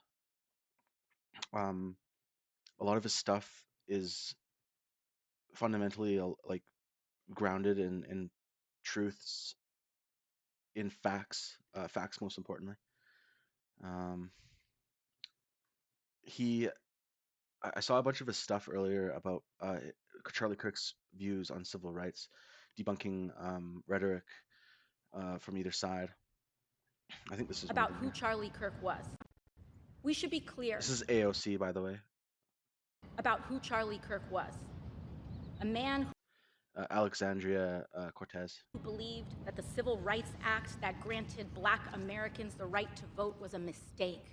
His rhetoric and beliefs were ignorant, uneducated, and sought to disenfranchise millions. If you're gonna... And by the way, this is coming from a Black guy. So this guy, you know, he can't be targeted as like an anti-civil rights guy because he's white. You know, this can't be motivated racially. It's a Black guy advocating for factual evidence. This is why I like this guy's video too, because they can't pin him against the wall with like they can't underpin him for racial stuff, which is, I think this guy's the perfect guy to platform this type of content. She misrepresented Charlie about the Civil Rights Act for sure. I call someone else's rhetoric ignorant. Shouldn't you make sure your rhetoric isn't ignorant? The Civil Rights Act didn't give Black Americans the right to vote. The 15th Amendment did that. True. So the Civil Rights Act didn't actually, and this is what those the black pastor and his Baptist church was mad about. Like they were talking about, you know, the civil rights stuff, civil rights. It's like, but the Civil Rights Act had absolutely nothing to do with black people being able to vote, being able to do anything. It was the 15th Amendment that was actually what was added to the Constitution later on in 1870 that had anything to do with this. It had absolutely nothing to do with the Civil Rights Act. A century earlier. Then, the Voting Rights Act in 1965 removed the barriers that states were still using. See, and then this is the Voting Rights Act later on, after Martin Luther King had, you know, pushed for these huge changes for the Voting Rights Act in 1965. To block black people. But here's the deeper problem. AOC is attacking a straw man. Straw manning is when you twist someone's argument into a weaker version, then attack that instead of what they actually said. It's a logical fallacy. And it's what caused people to think Charlie Kirk is a racist. Here was his actual point. You said the Civil Rights Act was a mistake. What did you mean by that? Yeah, so the parts of the Civil Rights Act were great, but the way it's now being implemented to force men in female bathrooms to push forward of the trans agenda, the intent of the Civil Rights Act is way beyond what it was originally authored for. But the intent specifically originally was to... Well, that's interesting. So the intent and the law are two different things. We should be clear. So the intent was noble, which was about who Charlie Kirk was. A man who believed that the Civil Rights Act that granted Black Americans the right to vote was a mistake. His rhetoric and beliefs were ignorant, uneducated, and sought to disenfranchise millions. If you're gonna call someone else's rhetoric ignorant, shouldn't you make sure your rhetoric isn't ignorant? The Civil Rights Act didn't give Black Americans the right to vote. The 15th Amendment did that a century earlier. Then, the Voting Rights Act in 1965 removed the barriers that states were still using to block black people. But here's the deeper problem. AOC is attacking a straw man. Straw manning is when you twist someone's argument into a weaker version, then attack that instead of what they actually said. It's a logical fallacy. And it's what caused people to think Charlie Kirk is a racist. That's true. Like, what he said wasn't fundamentally racist at all. What he was saying is that there's problems with the Civil Rights Act and it needed reform. But he wasn't talking about that black people shouldn't vote, which is what people are attacking, which is retarded. It's like, if you think that, you're fucking stupid and you need to go back to school and you need to learn a lot more about literally everything. Here was his actual point. You said the Civil Rights Act was a mistake. What did you mean by that? Yeah, so the parts of the Civil Rights Act were great, but the way it's now being implemented to force men and female bathrooms. By the way, the Civil Rights Act now is being implemented now to not only just like let anybody do whatever they want to do, but specifically putting women and young men in danger by allowing pedophiles and stuff into the same bathrooms as the same, same sex, opposite sex, sorry. Bathrooms to push forward of the trans agenda. The intent of the Civil Rights Act is way beyond what it was originally authored for. But the intent specifically originally was to... Well, that's interesting. So the intent and the law are two different things. So the intent was noble, which was to say that no American can be not allowed into a place of business based on the color of their skin or their ethnic heritage. Totally agreement with that. That's not what the law only did. It created a massive anti-racist DEI army that then gave us affirmative action. I could do this all day because Charlie made this argument many times. Charlie supported the Civil Rights Act's intention to protect Black Americans from discrimination. His argument was that the law left loopholes, which are now being twisted to justify men and women's sports or racial discrimination in college admissions. AOC didn't just push this straw man once. She repeated it in emails. She pushed it on social media. And this AOC bitch is fucking insane. She says like the craziest shit all the time. And it's like never based on anything factual. She was online. It's like she just like sits there and like watches MSNBC all day and then just like reports back what she hears on MSNBC. It's fucked. When she sent those, 30 seconds with AI could have told her the context. All she had to do was ask, I heard Charlie said X. What's the context? Or what are the strongest arguments for and against this claim? That's how you steelman an argument. That's how you avoid straw manning. You can disagree with Charlie without misrepresenting the past. Lies got him killed. And if this doesn't stop, he won't be the last. I bust myths like this on my free newsletter. It's where I show you not just what the lies are, but how they work. So that Oh shit, he went to Harvard. Damn. I would recommend following this guy. This guy's super smart. He knows what he's talking about, and he has a lot of his everything that he says. From what I can see, I've watched dozens of his videos now. Is like everything he says is like pretty factually true and like honest. Like he doesn't talk about rhetoric on either side. He dismantles a lot of the rhetoric actually in a lot of cases, which is amazing. And this guy's great. Follow him on Twitter. On I think he has YouTube as well. Yeah, follow him. so that you can protect yourself. Hit the link below. Drop your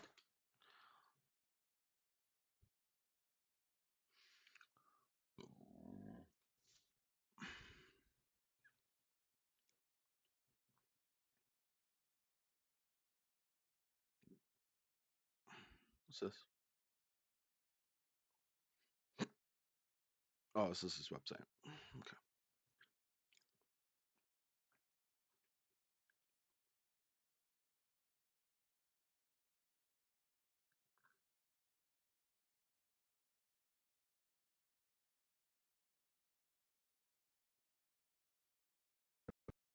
Charlie Kirk and I were not friends at all. Charlie Kirk and I were not friends at all. In fact, the last week of his life, we were beefing hard, beefing online, beefing on air. But the day before he died, he did something that shocked me. He sent me a personal message, calling for personal dialogue, wanted me to come on his show. He said we could be gentlemen together. He said we could deal with our disagreements agreeably. And in the past week and a half, just watching people talk about civil wars and censorship and all this stuff coming out of his death, I just thought it was important to let people know, don't put that on Charlie Kirk, because the last day of his life, he was reaching out to have not more censorship, more conversation, more dialogue. Yeah, I think this guy died for no reason. Like I think what happened is fucked up. Oh, look at this. Charlie Kirk's killer. Did Jimmy Kimmel just imply that Charlie Kirk's killer was MAGA? He had some new lows over the weekend with the MAGA gang desperately trying to characterize this kid who murdered Charlie Kirk as anything other than one of them and doing everything they can to score. I'll make this video bigger. Kimmel just implied. Kid who murdered Charlie Kirk as anything other than one of them and doing everything they can to score political points from it. If that's what he meant, really? Is it MAGA now to engrave the words, "Hey fascist, catch," on your bullet after a decade of the left calling MAGA fascist? Is it MAGA to also engrave the words, "Bella Ciao," which is an anti-fascist song from World War II created by the Italians to protest the Nazis? Which side has been calling the others Nazis again? What about the fact that Tyler Robinson was dating a trans person? Does that sound MAGA to you? Or the fact that his mom said he was starting to lean left? But there's a twist. What if we're asking the wrong question? Is he left or right? What if he's neither? Robinson didn't vote in the last 2 elections. Utah voter records show he's an unaffiliated voter. Partisan people vote. He's not partisan. He's checked out. Now, I'm guessing you haven't heard Agreed. this. I agree. I agree with this. This is something my take that I've felt strongly since hearing about this Charlie Kirk assassination, is that this guy he was completely done and finished with anything. Like he didn't care. He didn't give a fuck. He and I've seen rhetoric before that he didn't vote. I don't know if it's true or not. I mean, that data isn't really publicly accessible. But if I were to believe in this rhetoric here, is that he didn't vote in the last 2 elections. It's like, okay, well, that's 8 years of him not voting as an adult. I mean, okay, that means he doesn't care. It means he didn't go left or right. So people to say, and this goes back to what I was saying before, it's like people are saying, oh, he's left, oh, he's right. It has nothing to do with that. He's hateful. That's what he became. He became a hateful person. He didn't give a fuck. He is essentially, in a sense, anti-American is what I would call him. I would classify that as anti-American because the fundamentals of being an American, one of the fundamentals is freedom of free speech and freedom to say and do what you can and what you want under the law. I mean, he didn't break any laws, he didn't do anything illegal. So I mean, I think he had the complete right to do and say whatever he wanted. But at the same time, though, it had nothing to do with his political views, and a lot of people are spinning it towards he was left, he was right, and it's bullshit.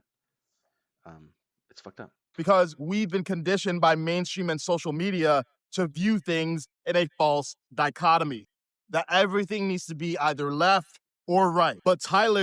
Dude, I love this guy's videos, man. This guy's so smart. It's insane. Enough with the glaze, though. I'm glazing this guy hard.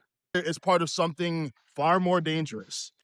An online army of lost men without purpose, who don't know what they love, just what they hate. Well, we don't see this because the media divides. It cannot survive without clear villains and tribes. We're too focused on keeping score.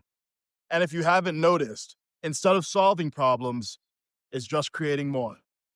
You don't need to sit on the fence. You can recognize evil and think it's coming more from one side. But let's diagnose that to repair, not to divide. Evil has no party. It has many faces and sides. And the battle is bigger than politics. It's truth versus lies. If you're tired of sides and want solutions, subscribe to my Substack. Clear breakdowns you won't find anywhere else. The link is below.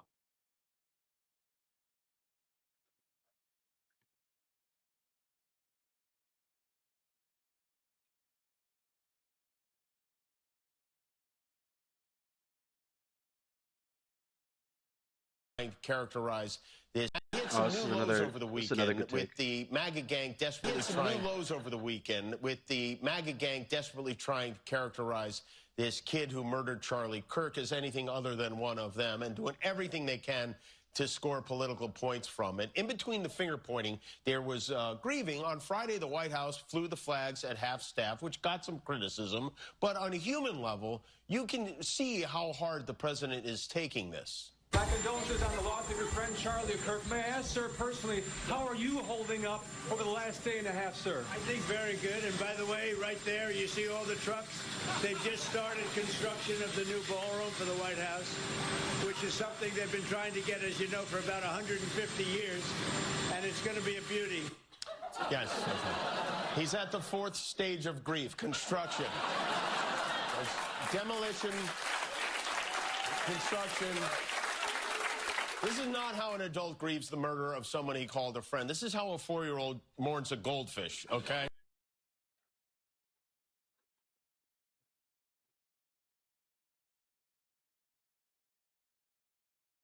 Word has been overused for so long that we don't seem to understand what it is anymore. And it's what people call Charlie Kirk, in part for this statement about several prominent Black women. In fact, you know, if we would have said 3 weeks ago, Blake, if we would have said that Joy Reid and Michelle Obama and Sheila Jackson Lee and Ketanji Brown Jackson were affirmative action picks, we would have been called the racist. But now they're coming out and they're saying it for us. They're coming out and they're saying, I'm only here because of affirmative action. Yeah, we know. You do not have the brain processing power to otherwise be taken really seriously. You had to go steal a white person's slot to go be taken somewhat seriously. Was that rude and insensitive of Charlie? Yes. Was it a counterproductive personal attack? Also yes. Was it racist? No. The Oxford English Dictionary defines racism as prejudice or discrimination based on race, or the belief that some races are inherently superior. Out of context, Charlie's statement can sound racist. And here's the context. Charlie was talking about affirmative action policies. He was responding to a series of admissions by several of those black women that they benefited from affirmative action, including this one. Rise today as a clear recipient of affirmative action, and particularly in higher education. I may have been admitted on affirmative action, both in terms of being a woman and a woman of color, but I can declare that I did not graduate on affirmative action. Michelle Obama wrote of her college experiences, "I sometimes wondered if people thought I got there because of affirmative action. I went to Harvard, and I've often wondered the same thing. I even had a white liberal, who I knew, throw that in my face. And it's a rational thing to wonder." Charlie voiced the doubt that many were afraid to admit. In a system that factors in race, people will wonder if race is a factor. So if Michelle wondered if people had doubt, wouldn't it be reasonable to expect that some people did have doubt? Now, look, you might think the upside of affirmative action outweighs the downside. That's okay. Charlie disagreed. And here was his mistake. By attacking the intelligence of those women, he made his point in an emotionally unintelligent way. It was racially insensitive. Charlie was a white man commenting on specific black women. So there's a higher chance of him coming across as offensive and other black women feeling defensive. That doesn't mean he can't speak. It's just a reminder to all of us that what you say matters and how you say it matters too. And it wasn't racist.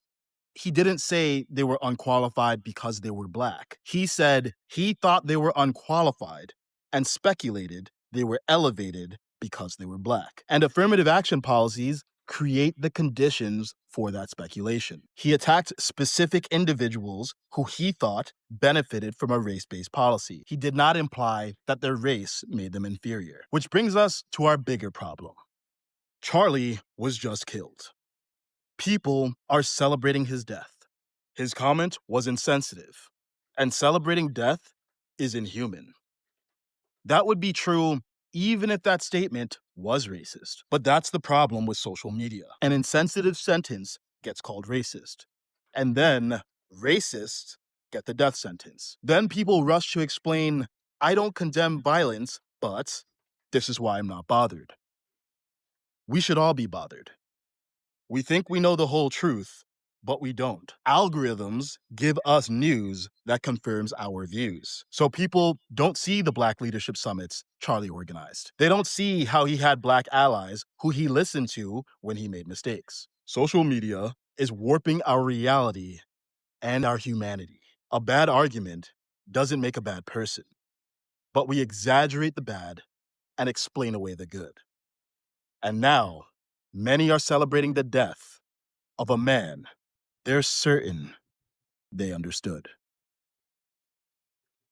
True. And Let's go back to this guy.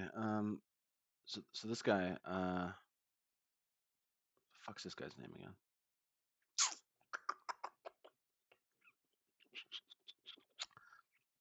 Horowitz? No, I think he's Jewish. Armin? Oh yeah, that is Jewish. So this guy's name is Armin Horowitz. He he's often seen on this this show, the Sky News. Yeah, he's in Phoenix. These guys are in Phoenix right now. They went to the Charlie Kirk Memorial a few days ago. 2 days ago? 1 day ago? Was it yesterday? Day before? I think it was the day before. Anyways, they were in Phoenix. They were here. They were talking about the memorial. But this guy has a lot of good things to say, in my opinion. she's doubling down, Amish. There is Sometimes the things he says could be kind of seen as a little bit polarized towards like a political spectrum, but I think in general, a lot of things he says are pretty intellectually and factually honest. Absolutely no self-reflection, no apology, no I'm going to turn down the temperature and do better. She's doubled down on it on CNN. And this is the same point that Destiny, Stephen Bonell has made. It's like turning down the temperature. It's like people in power, like Ilhan Omar, absolutely is their job, like 100% their responsibility to turn down the temperature, the rhetoric, to turn it down because they have power. And power ultimately is the driving force to sway and influence other people. That's what politics is. Politics isn't just some like words. Politics isn't just people saying shit. Politics is power. Politics sways people and changes people's opinions and can sway people to become either too left, too right, or completely disassociate entirely. And I think it's their responsibility entirely to turn down the rhetoric from either side. CNN without shame. I'm sorry, are you surprised? Of course not. I'm still surprised because she can see this outpouring of grief, she can see... She doesn't care. She's evil. She's a terrible person, and she doesn't give a fuck. The reaction, I'm sure it's taken someone like her who exists in an echo chamber by surprise, but... Of course she's an echo chamber.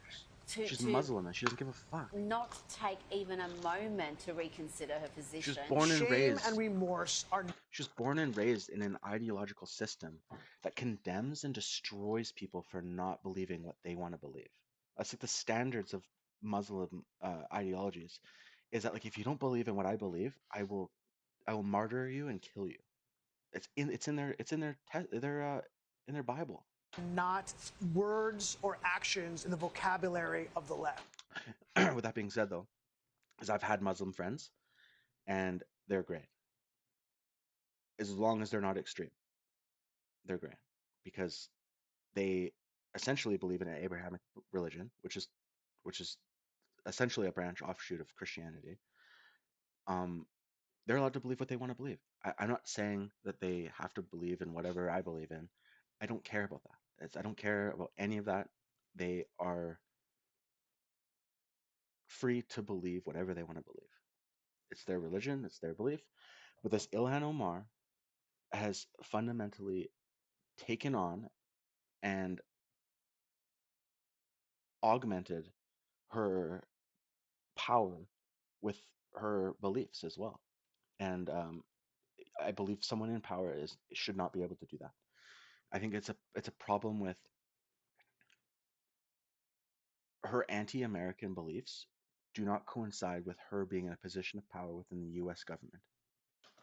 And actually, on that CNN interview, I want to point something out that people haven't pointed out, is that as horrific as that was, and it was obviously, but she had said to the CNN host, she said, well, do you agree that that I have less brain processing power as a black woman? But the problem was that the host said, of course I don't agree. But the host didn't say, because we know that was debunked. The host knows that. The host didn't say, oh, I'm sorry. But he never said that. Yeah. She kind of implied that he did say that, and she didn't agree with him, which is the entire problem, casting him as this evil person when it wasn't his work. And this goes back to that, what that guy was saying. I have such problems remembering people's names. Kaizen, his name's Kai. I'm going to call him Kai because that's my son's name, so I'm just going to call him Kai. This Kai fellow from Harvard on Twitter, I said the exact same thing. It's the exact same concept. Words. Do you think Caitlin Like twisting Collins words. is ignorant? She didn't know that, or I think Caitlin Collins is either she does both. She plays both sides of the fence. She is sometimes ignorant and just doesn't do enough research on whatever she's talking about. Laziness or not caring or whatever. Or on the other side of it is that she just completely is being a piece of shit and she just doesn't give a fuck. she chose not to make that correction because We know where her... And this is political dishonesty. And I think it's fundamentally dangerous as well, because this person, this Caitlin Collins person, she has a group of followers, a huge orbit. She has political power too and political sway, and it's her responsibility to do the utmost and make sure that her information is sound and correct. And she did not do that, which I guess in itself can sow discord, sow hate speech, sow hate, and more destruction within the political ideologies within America. Her politics lies, and she doesn't want to be sticking up for a Charlie Kirk and being critical of an Ilhan Omar. Well, then she's either the worst journalist in the world and didn't hear all the debunking that went on, or she did, and she chose to ignore it because she likes to cast people like us, people like me, I should say, and Charlie Kirk as evil. Yeah, see, that he just said my point. I think she's either the worst, the worst reporter, or she's framing it as intellectually and structurally, like ideologically dishonest. Now, Vice President J.D. Vance gave a superb speech, and he had this poignant line. It is better to die a young man in this world than to sell your soul for an easy life with no purpose, no risk, no love, and no truth.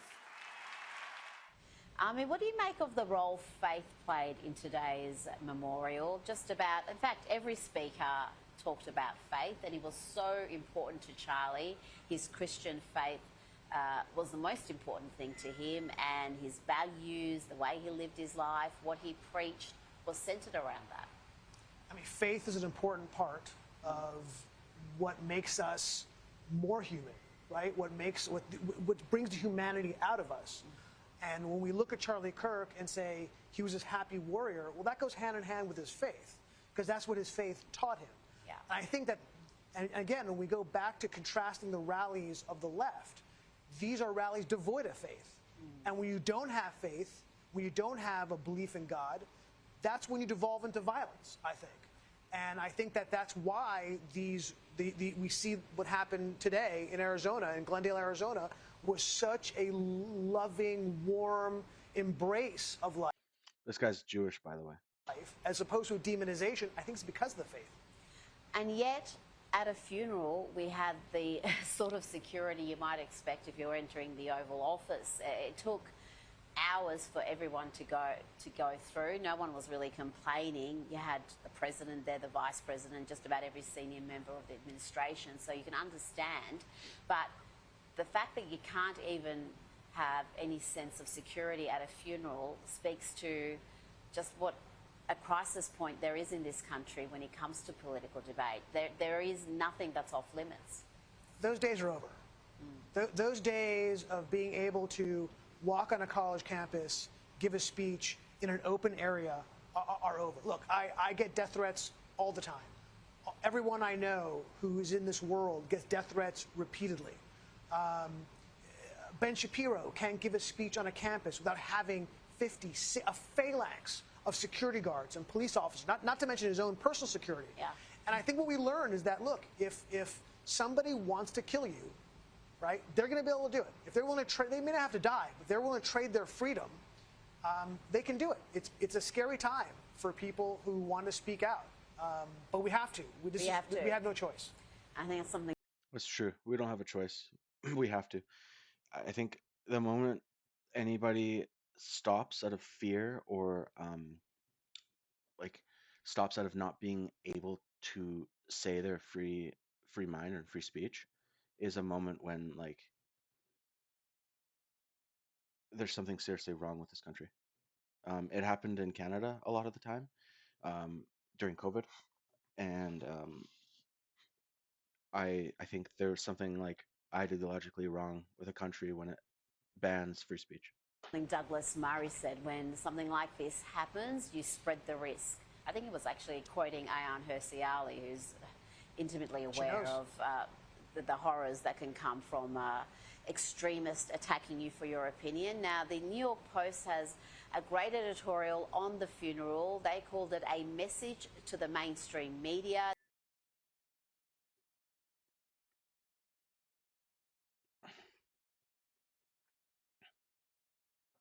The editorial asks, was Jimmy Kimmel watching Sunday? Was ABC? Do they understand the bubble they've created? Not only do they not speak to or for these people, they deny they exist. It is unsustainable. I mean, what's your reaction to that? Because you can tell there are many in the media who are shocked by this outpouring of grief, the fact that people have travelled from around the country to be here. They were lining up overnight by 4 a.m. in the dark.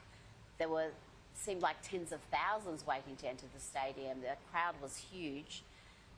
And so many in the media are completely blindsided by that.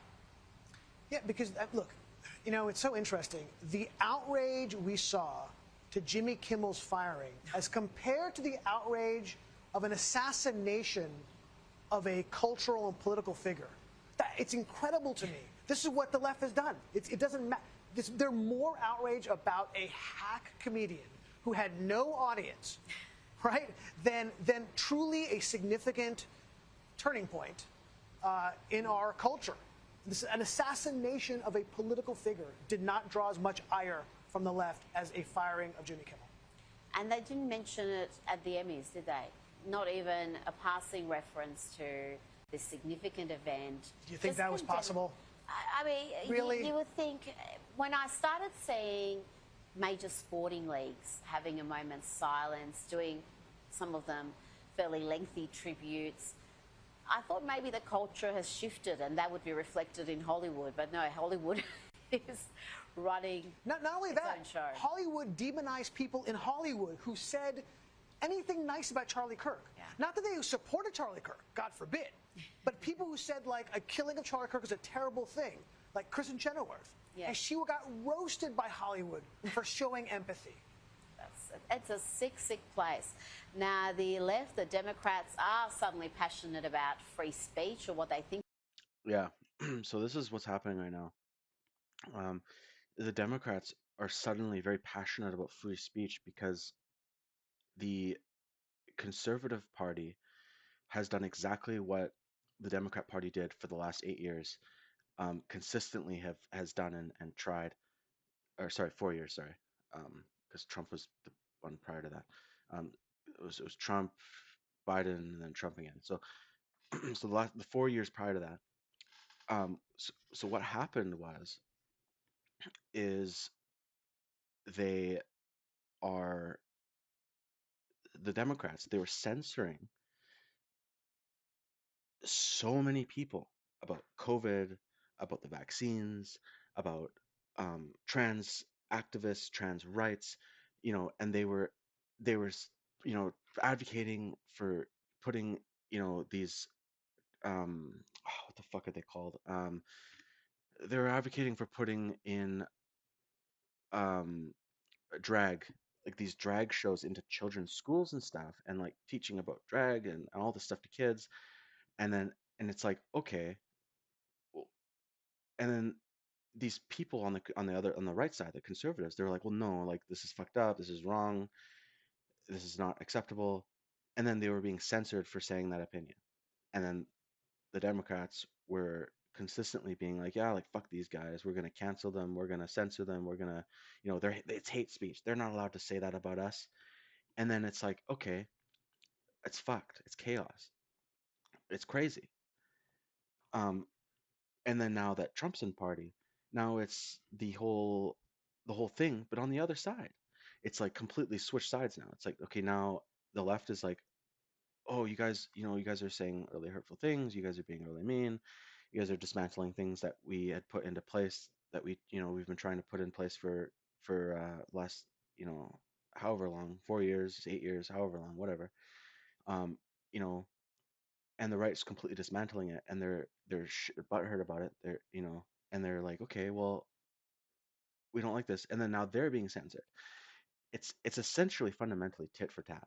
There's a game theory ideology of this thing called tit for tat, and it's like one party imposes censorship, and then the other party retaliates with the same tactic when in power. And then as soon as the other party is in power, it's just going to go back and forth, back and forth, back and forth. And then over repeated rounds, escalations start to build, and then distrust and instability start to build upon both parties. And essentially, what it does at the end of the day is it dismantles the American ideology. It dismantles America. It dismantles democracy. It dismantles our fundamental beliefs about this country and where this country stands. Um, if I were, and I don't want to give any energy or thought to this being like a conspiracy or whatever. But if I were to be on the opposite side of this, not an American, and I were to start, some kind of psyop, how to disrupt and dismantle a country within is to pin each other against each other. And this tit for tat strategy, which is, only in game theory. I mean, it's in a mutually assured destruction strategy within game theory. But it's essentially what's happening here, just in like real time, over long periods of time. Like 4 years is a long time. There's human beings that can't even like fathom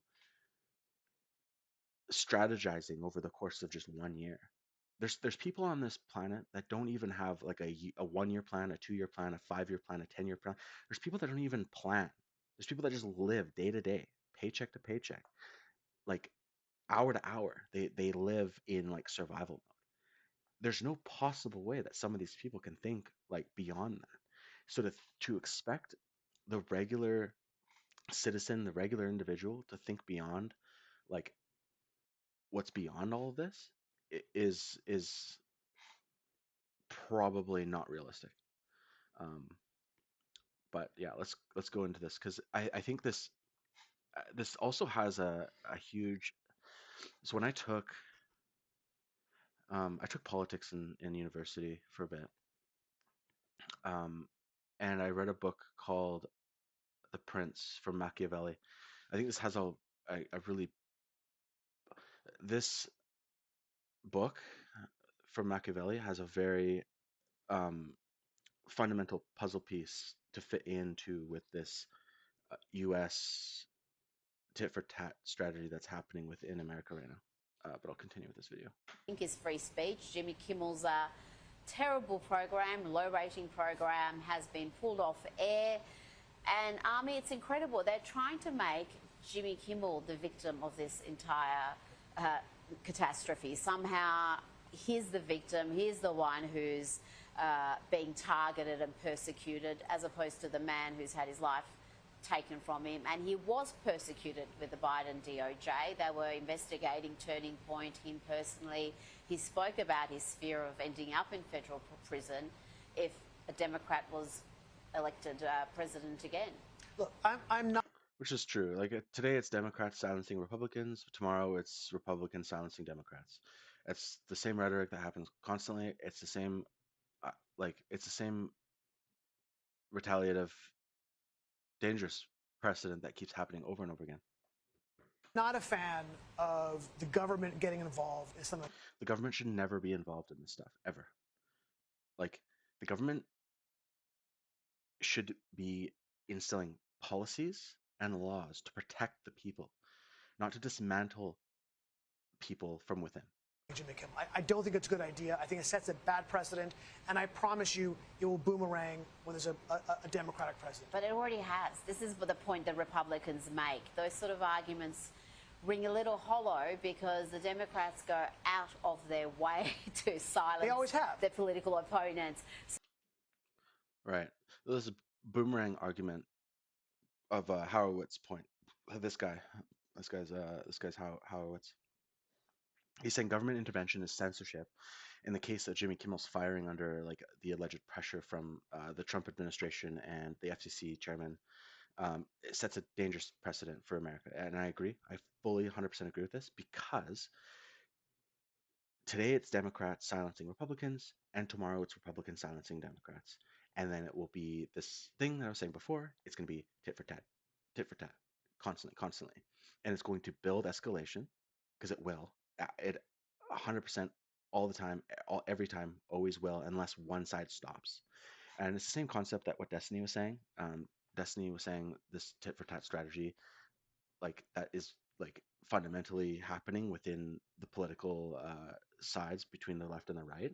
Like it really is happening. And one of us, and it's right now, because the Republicans and the right side is in power right now, they have the power. It has to be them. They have to take the moral high ground. Because if they don't, then what's going to happen is the Democrats are going to come in next term and they're going to be 10 times worse, 20 times worse, 3 times worse. Who cares?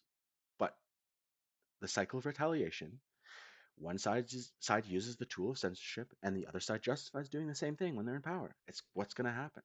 And there's a Machiavelli, the Prince parallel. And if you haven't read the book, I mean, I think there's YouTube, like online YouTube audiobooks.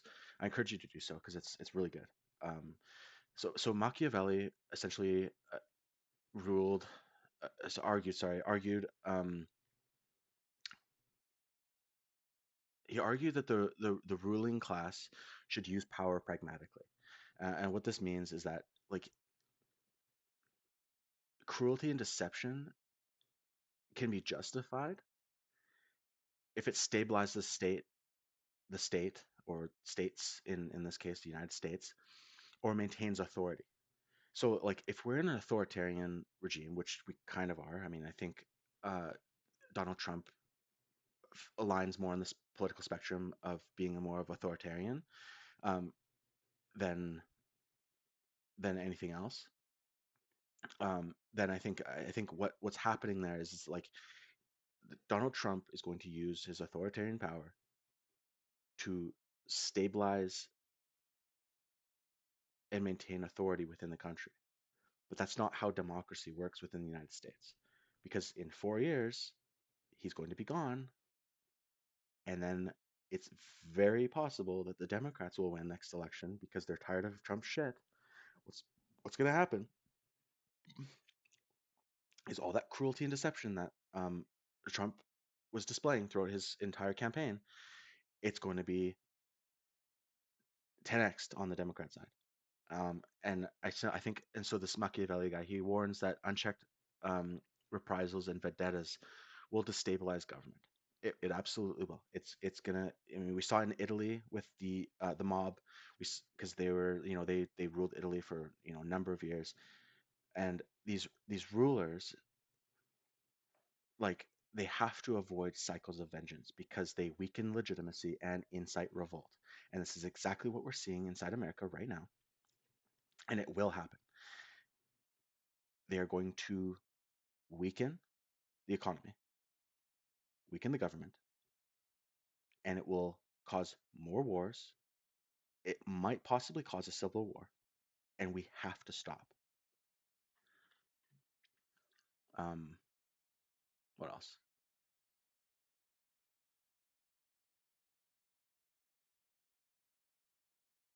I think that's it.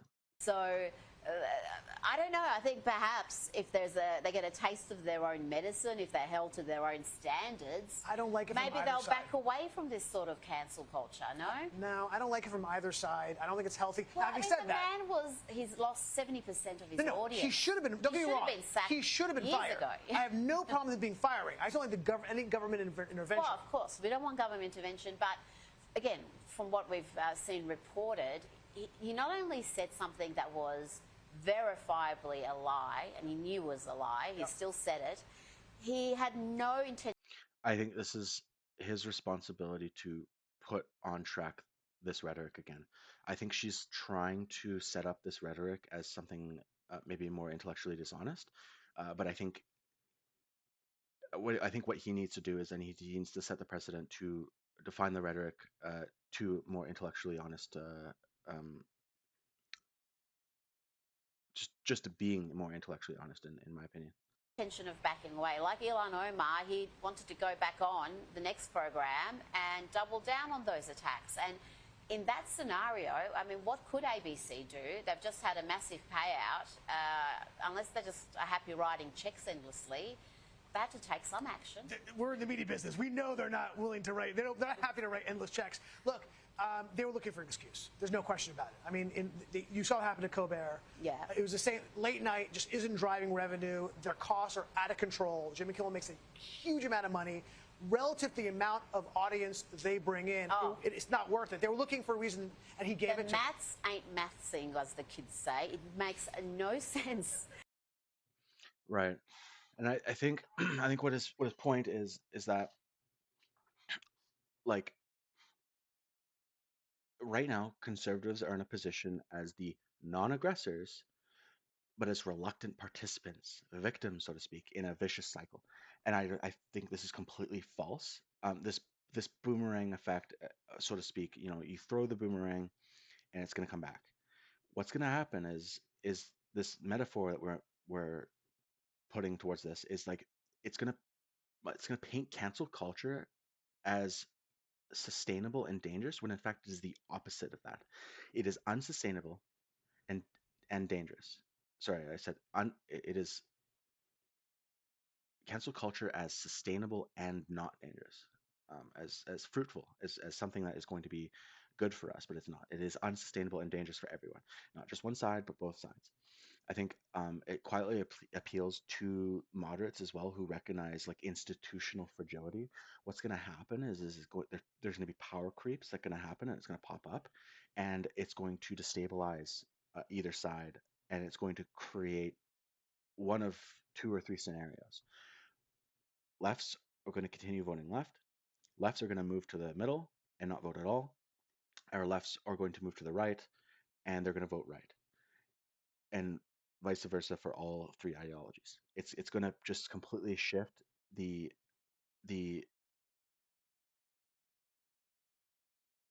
institution, I guess, to any sort of way. It's going to completely destabilize everything. What else? I think the idea of weaponizing government against speech or opponents is ultimately dangerous to democracy itself too. I think this is not good for us as a whole, and I think we need to stop. It's like I don't know. I kind of want to like highlight too this like rhetorical fusion of tit for tat game theory and Machiavelli's pragmatism. Like cancel culture and censorship may feel useful when you wield it, but like Machiavelli warns, it only guarantees your enemies will use it against you, and everyone loses stability in the end. I think this is going to be ultimately destructive for the United States of America, and this would be ultimately destructive to both parties. And I think we need to stop immediately. Otherwise, like our country is fucked. It has to stop. And unfortunately, put your pride aside, it has to be on the right now, because the right is in the power. Right, the right wing conservative party is in power right now. The Republicans, it has to be them to stop the cycle now. It has to be them. Otherwise, it is going to fuck our country over. Ha, is that what they say? They do say that. Something like that. Okay. Well, I'm done political streams now, for now. I'm going to play some games. I'm going to restart my stream too.